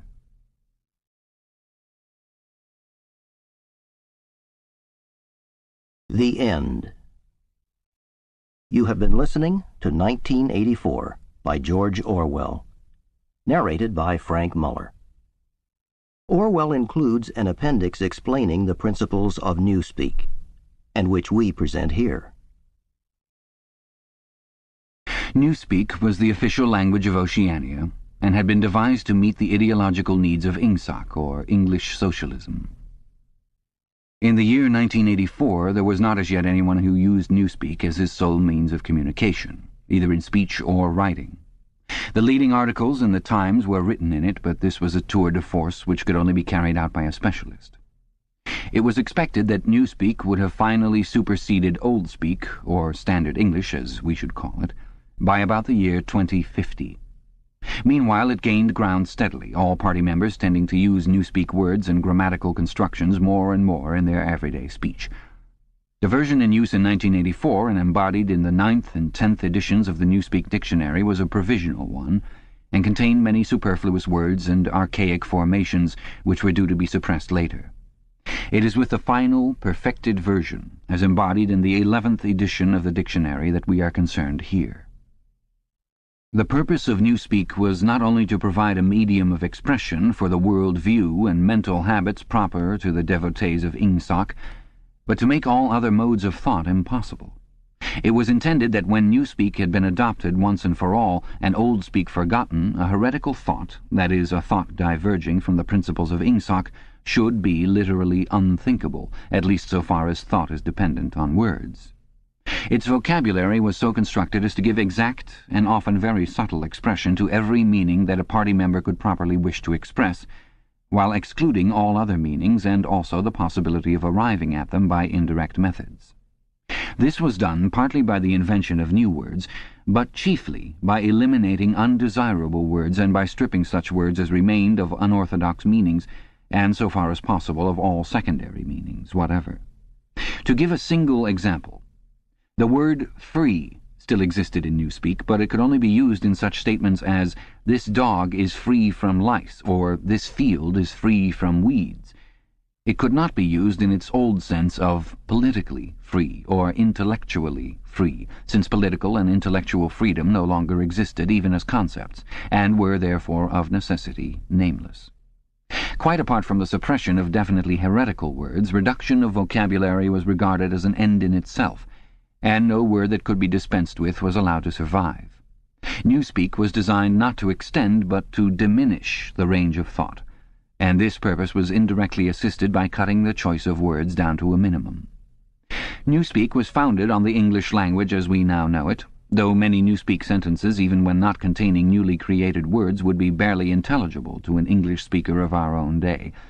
Newspeak words were divided into 3 distinct classes, known as the A vocabulary, the B vocabulary, also called compound words, and the C vocabulary.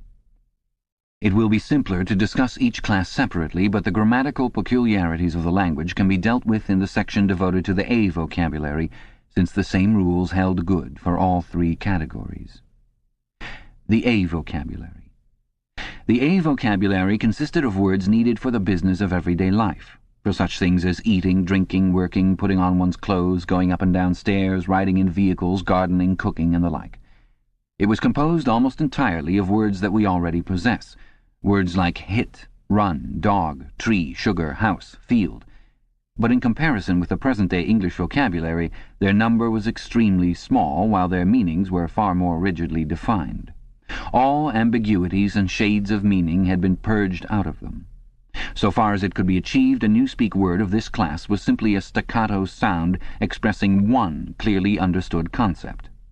It would have been quite impossible to use the A vocabulary for literary purposes or for political or philosophical discussion.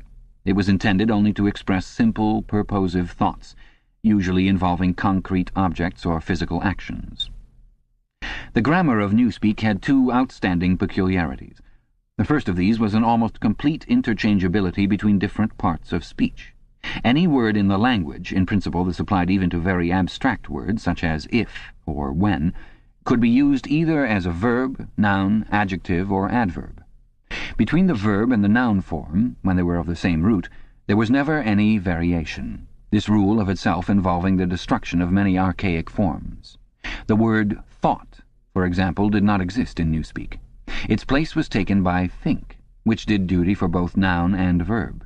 No etymological principle was involved here. In some cases it was the original noun that was chosen for retention, in other cases the verb. Even where a noun and verb of kindred meaning were not etymologically connected, one or other of them was frequently suppressed. There was, for example, no such word as cut, its meaning being sufficiently covered by the noun-verb knife. Adjectives were formed by adding the suffix full to the noun-verb, and adverbs by adding wise. Thus, for example, speedful meant rapid, and speedwise meant quickly. Certain of our present-day adjectives, such as good, strong, big, black, soft, were retained, but their total number was very small. There was little need for them, since almost any adjectival meaning could be arrived at by adding full to a noun verb. None of the now existing adverbs was retained except for a very few already ending in wise. The wise termination was invariable. The word well, for example, was replaced by goodwise. In addition, any word, this again applied in principle to every word in the language, could be negatived by adding the affix un, or could be strengthened by the affix plus, or, for still greater emphasis, double plus. Thus, for example, uncold meant warm, while plus cold and double plus cold meant, respectively, very cold and superlatively cold. It was also possible, as in present-day English, to modify the meaning of almost any word by prepositional affixes such as anti, post, up, down, etc. By such methods it was found possible to bring about an enormous diminution of vocabulary. Given, for instance, the word good, there was no need for such a word as bad, since the required meaning was equally well, indeed better, expressed by ungood. All that was necessary, in any case where two words formed a natural pair of opposites, was to decide which of them to suppress. Dark, for example, could be replaced by unlight, or light by undark, according to preference. The second distinguishing mark of Newspeak grammar was its regularity. Subject to a few exceptions, which are mentioned below, all inflections followed the same rules. Thus, in all verbs, the preterite and the past participle were the same, and ended in ed. The preterite of steal was stealed. The preterite of think was thinked, and so on throughout the language, all such forms as swam, gave, brought, spoke, taken, etc. being abolished. All plurals were made by adding s or es, as the case might be. The plurals of man, ox, life were mans, oxes, lifes. Comparison of adjectives was invariably made by adding er, est, good, gooder, goodest, irregular forms and the more, most formation being suppressed. The only classes of words that were still allowed to inflect irregularly were the pronouns, the relatives, the demonstrative adjectives, and the auxiliary verbs. All of these followed their ancient usage, except that whom had been scrapped as unnecessary, and the shall, should tenses had been dropped, all their uses being covered by will and would. There were also certain irregularities in word formation arising out of the need for rapid and easy speech. A word which was difficult to utter or was liable to be incorrectly heard was held to be ipso facto a bad word. Occasionally, therefore, for the sake of euphony, extra letters were inserted into a word, or an archaic formation was retained. But this need made itself felt chiefly in connection with the B vocabulary. Why so great an importance was attached to ease of pronunciation will be made clear later in this essay. The B vocabulary. The B vocabulary consisted of words which had been deliberately constructed for political purposes, words, that is to say, which not only had in every case a political implication, but were intended to impose a desirable mental attitude upon the person using them. Without a full understanding of the principles of Ingsoc, it was difficult to use these words correctly. In some cases they could be translated into Old Speak, or even into words taken from the A vocabulary, but this usually demanded a long paraphrase and always involved the loss of certain overtones. The B words were a sort of verbal shorthand, often packing whole ranges of ideas into a few syllables, and at the same time more accurate and forcible than ordinary language. The B words were, in all cases, compound words. Compound words such as speak right were of course to be found in the A vocabulary, but these were merely convenient abbreviations and had no special ideological color. They consisted of two or more words, or portions of words, welded together in an easily pronounceable form. The resulting amalgam was always a noun verb, and inflected according to the ordinary rules. To take a single example, the word goodthink, meaning very roughly orthodoxy, or if one chose to regard it as a verb, to think in an orthodox manner. This inflected as follows: noun verb, goodthink; past tense and past participle, goodthinked; present participle, goodthinking; adjective, goodthinkful; adverb, goodthinkwise; verbal noun, goodthinker. The B words were not constructed on any etymological plan. The words of which they were made up could be any parts of speech, and could be placed in any order and mutilated in any way which made them easy to pronounce while indicating their derivation. In the word crime-think, thought-crime, for instance, the think came second, whereas in think-pol, thought-police, it came first, and in the latter word police had lost its second syllable.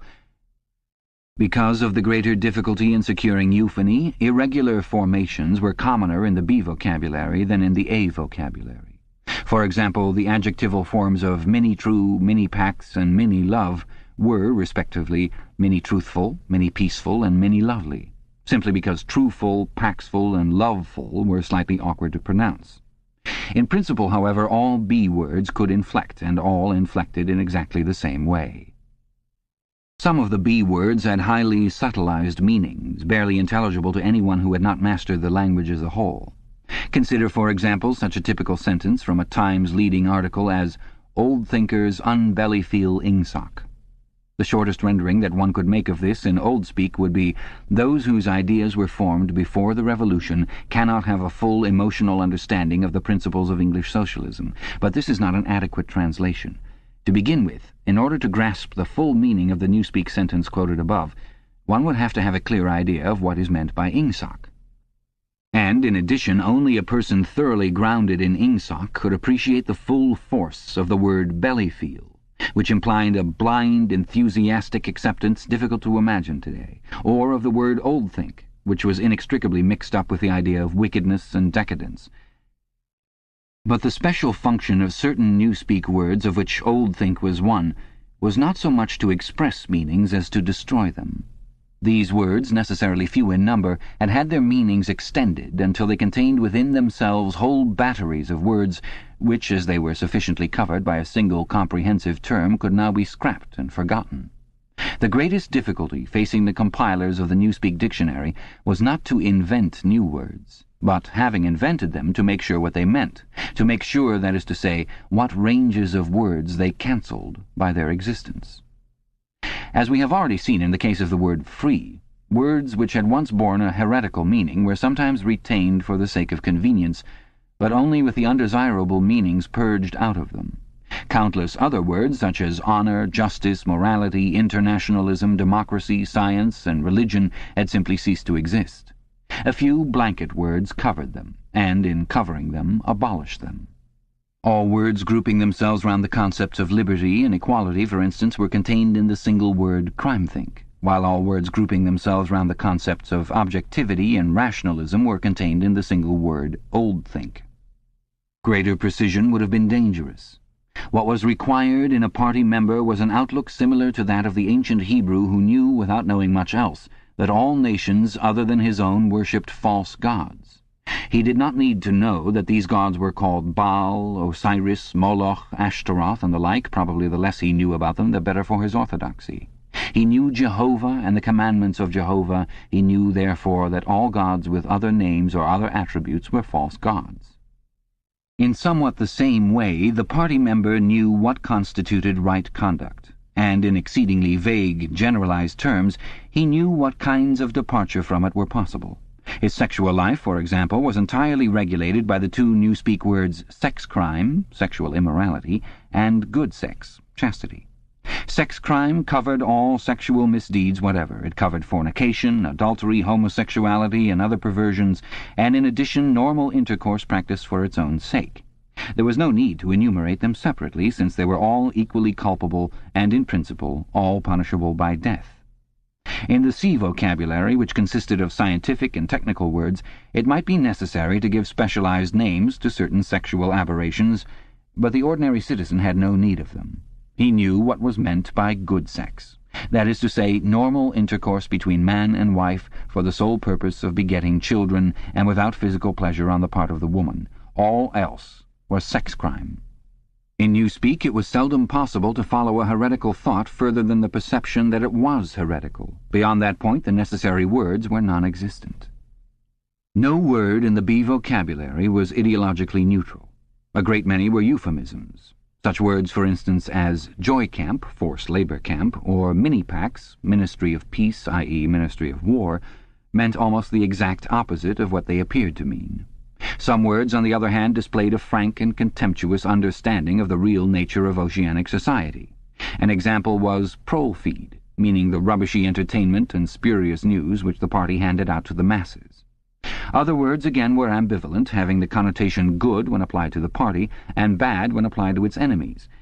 But in addition there were great numbers of words which at first sight appeared to be mere abbreviations, and which derived their ideological colour not from their meaning but from their structure. So far as it could be contrived, everything that had or might have political significance of any kind was fitted into the B vocabulary. The name of every organization, or body of people, or doctrine, or country, or institution, or public building was invariably cut down into the familiar shape. That is, a single, easily pronounced word with the smallest number of syllables that would preserve the original derivation. In the Ministry of Truth, for example, the Records Department, in which Winston Smith worked, was called RecDep. The Fiction Department was called FicDep. The Teleprograms Department was called Teledep, and so on. This was not done solely with the object of saving time. Even in the early decades of the 20th century, telescoped words and phrases had been one of the characteristic features of political language, and it had been noticed that the tendency to use abbreviations of this kind was most marked in totalitarian countries and totalitarian organizations. Examples were such words as Nazi, Gestapo, Comintern, Inprecore, Agitprop. In the beginning, the practice had been adopted, as it were, instinctively, but in Newspeak it was used with a conscious purpose. It was perceived that in thus abbreviating a name, one narrowed and subtly altered its meaning by cutting out most of the associations that would otherwise cling to it. The words Communist International, for instance, call up a composite picture of universal human brotherhood, red flags, barricades, Karl Marx, and the Paris Commune. The word Comintern, on the other hand, suggests merely a tightly knit organization and a well-defined body of doctrine. It refers to something almost as easily recognized and as limited in purpose as a chair or a table. Comintern is a word that can be uttered almost without taking thought, whereas Communist International is a phrase over which one is obliged to linger, at least momentarily. In the same way, the associations called up by a word like Minitrue are fewer and more controllable than those called up by Ministry of Truth. This accounted not only for the habit of abbreviating whenever possible, but also for the almost exaggerated care that was taken to make every word easily pronounceable. In Newspeak, euphony outweighed every consideration other than exactitude of meaning.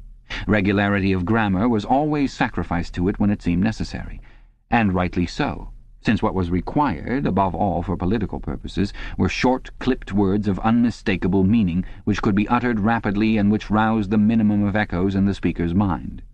The words of the B vocabulary even gained in force from the fact that nearly all of them were very much alike.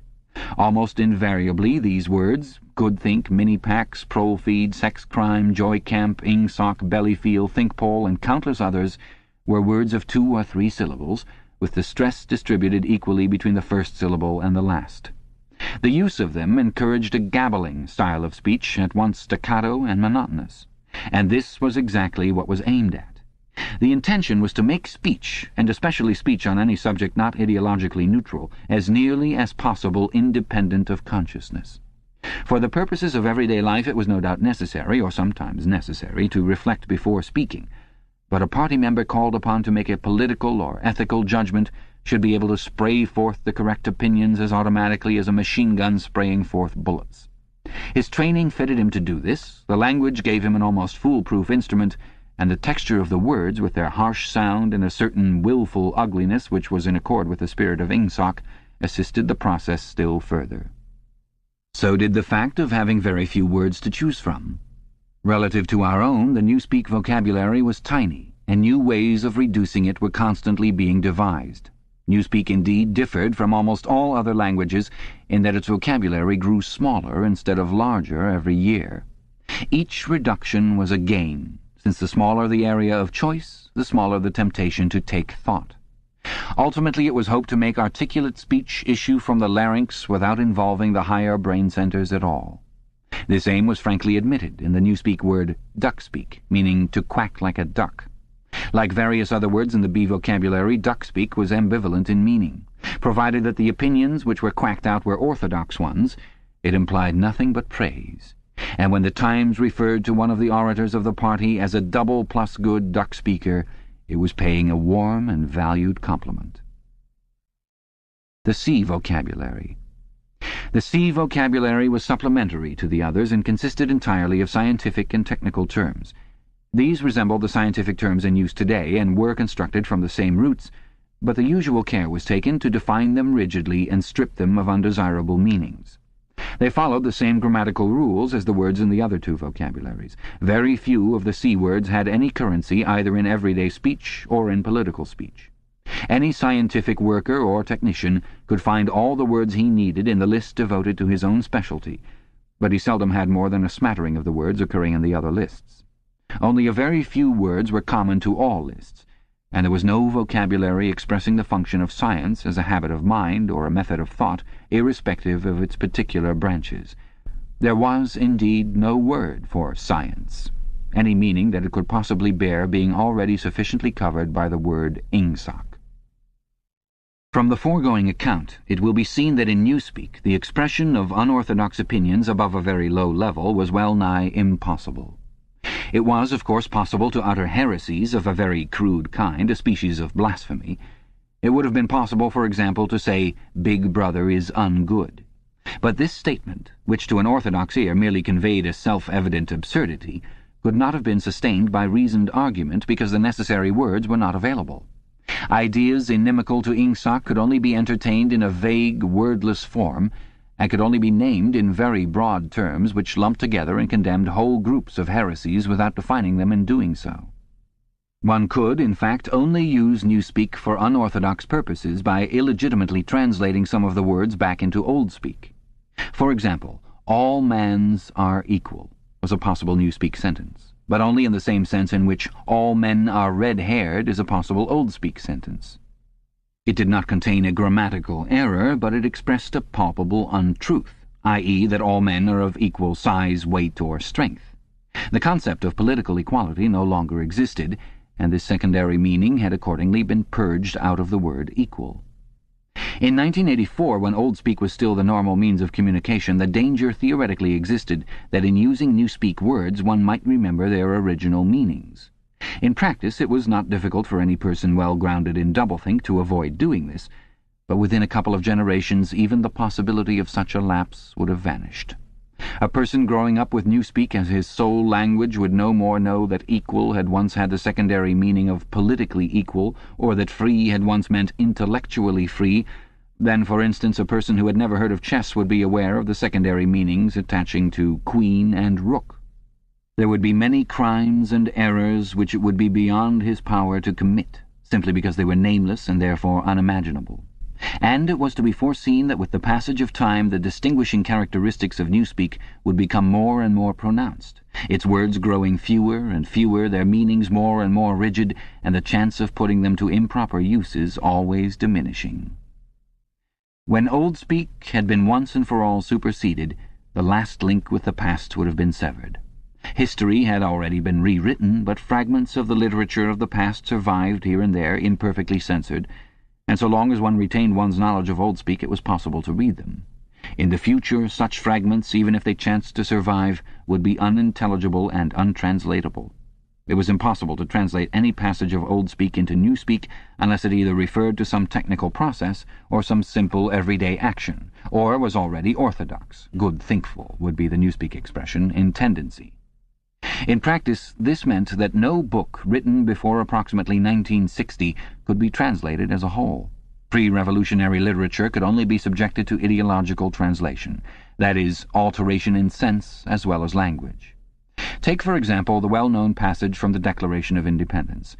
"We hold these truths to be self-evident, that all men are created equal, that they are endowed by their Creator with certain inalienable rights, that among these are life, liberty, and the pursuit of happiness, that to secure these rights governments are instituted among men deriving their powers from the consent of the governed, that whenever any form of government becomes destructive of those ends, it is the right of the people to alter or abolish it, and to institute new government." It would have been quite impossible to render this into Newspeak while keeping to the sense of the original. The nearest one could come to doing so would be to swallow the whole passage up in the single word crime-think.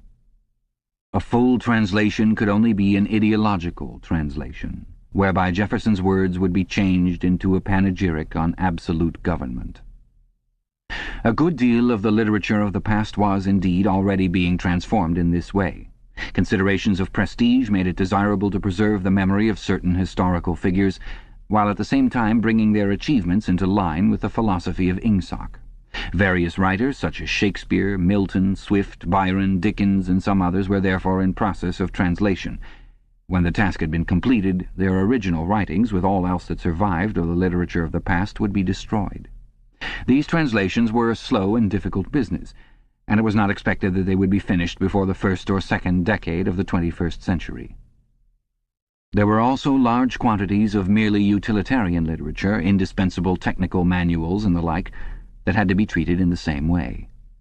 It was chiefly in order to allow time for the preliminary work of translation that the final adoption of Newspeak had been fixed for so late a date as 2050.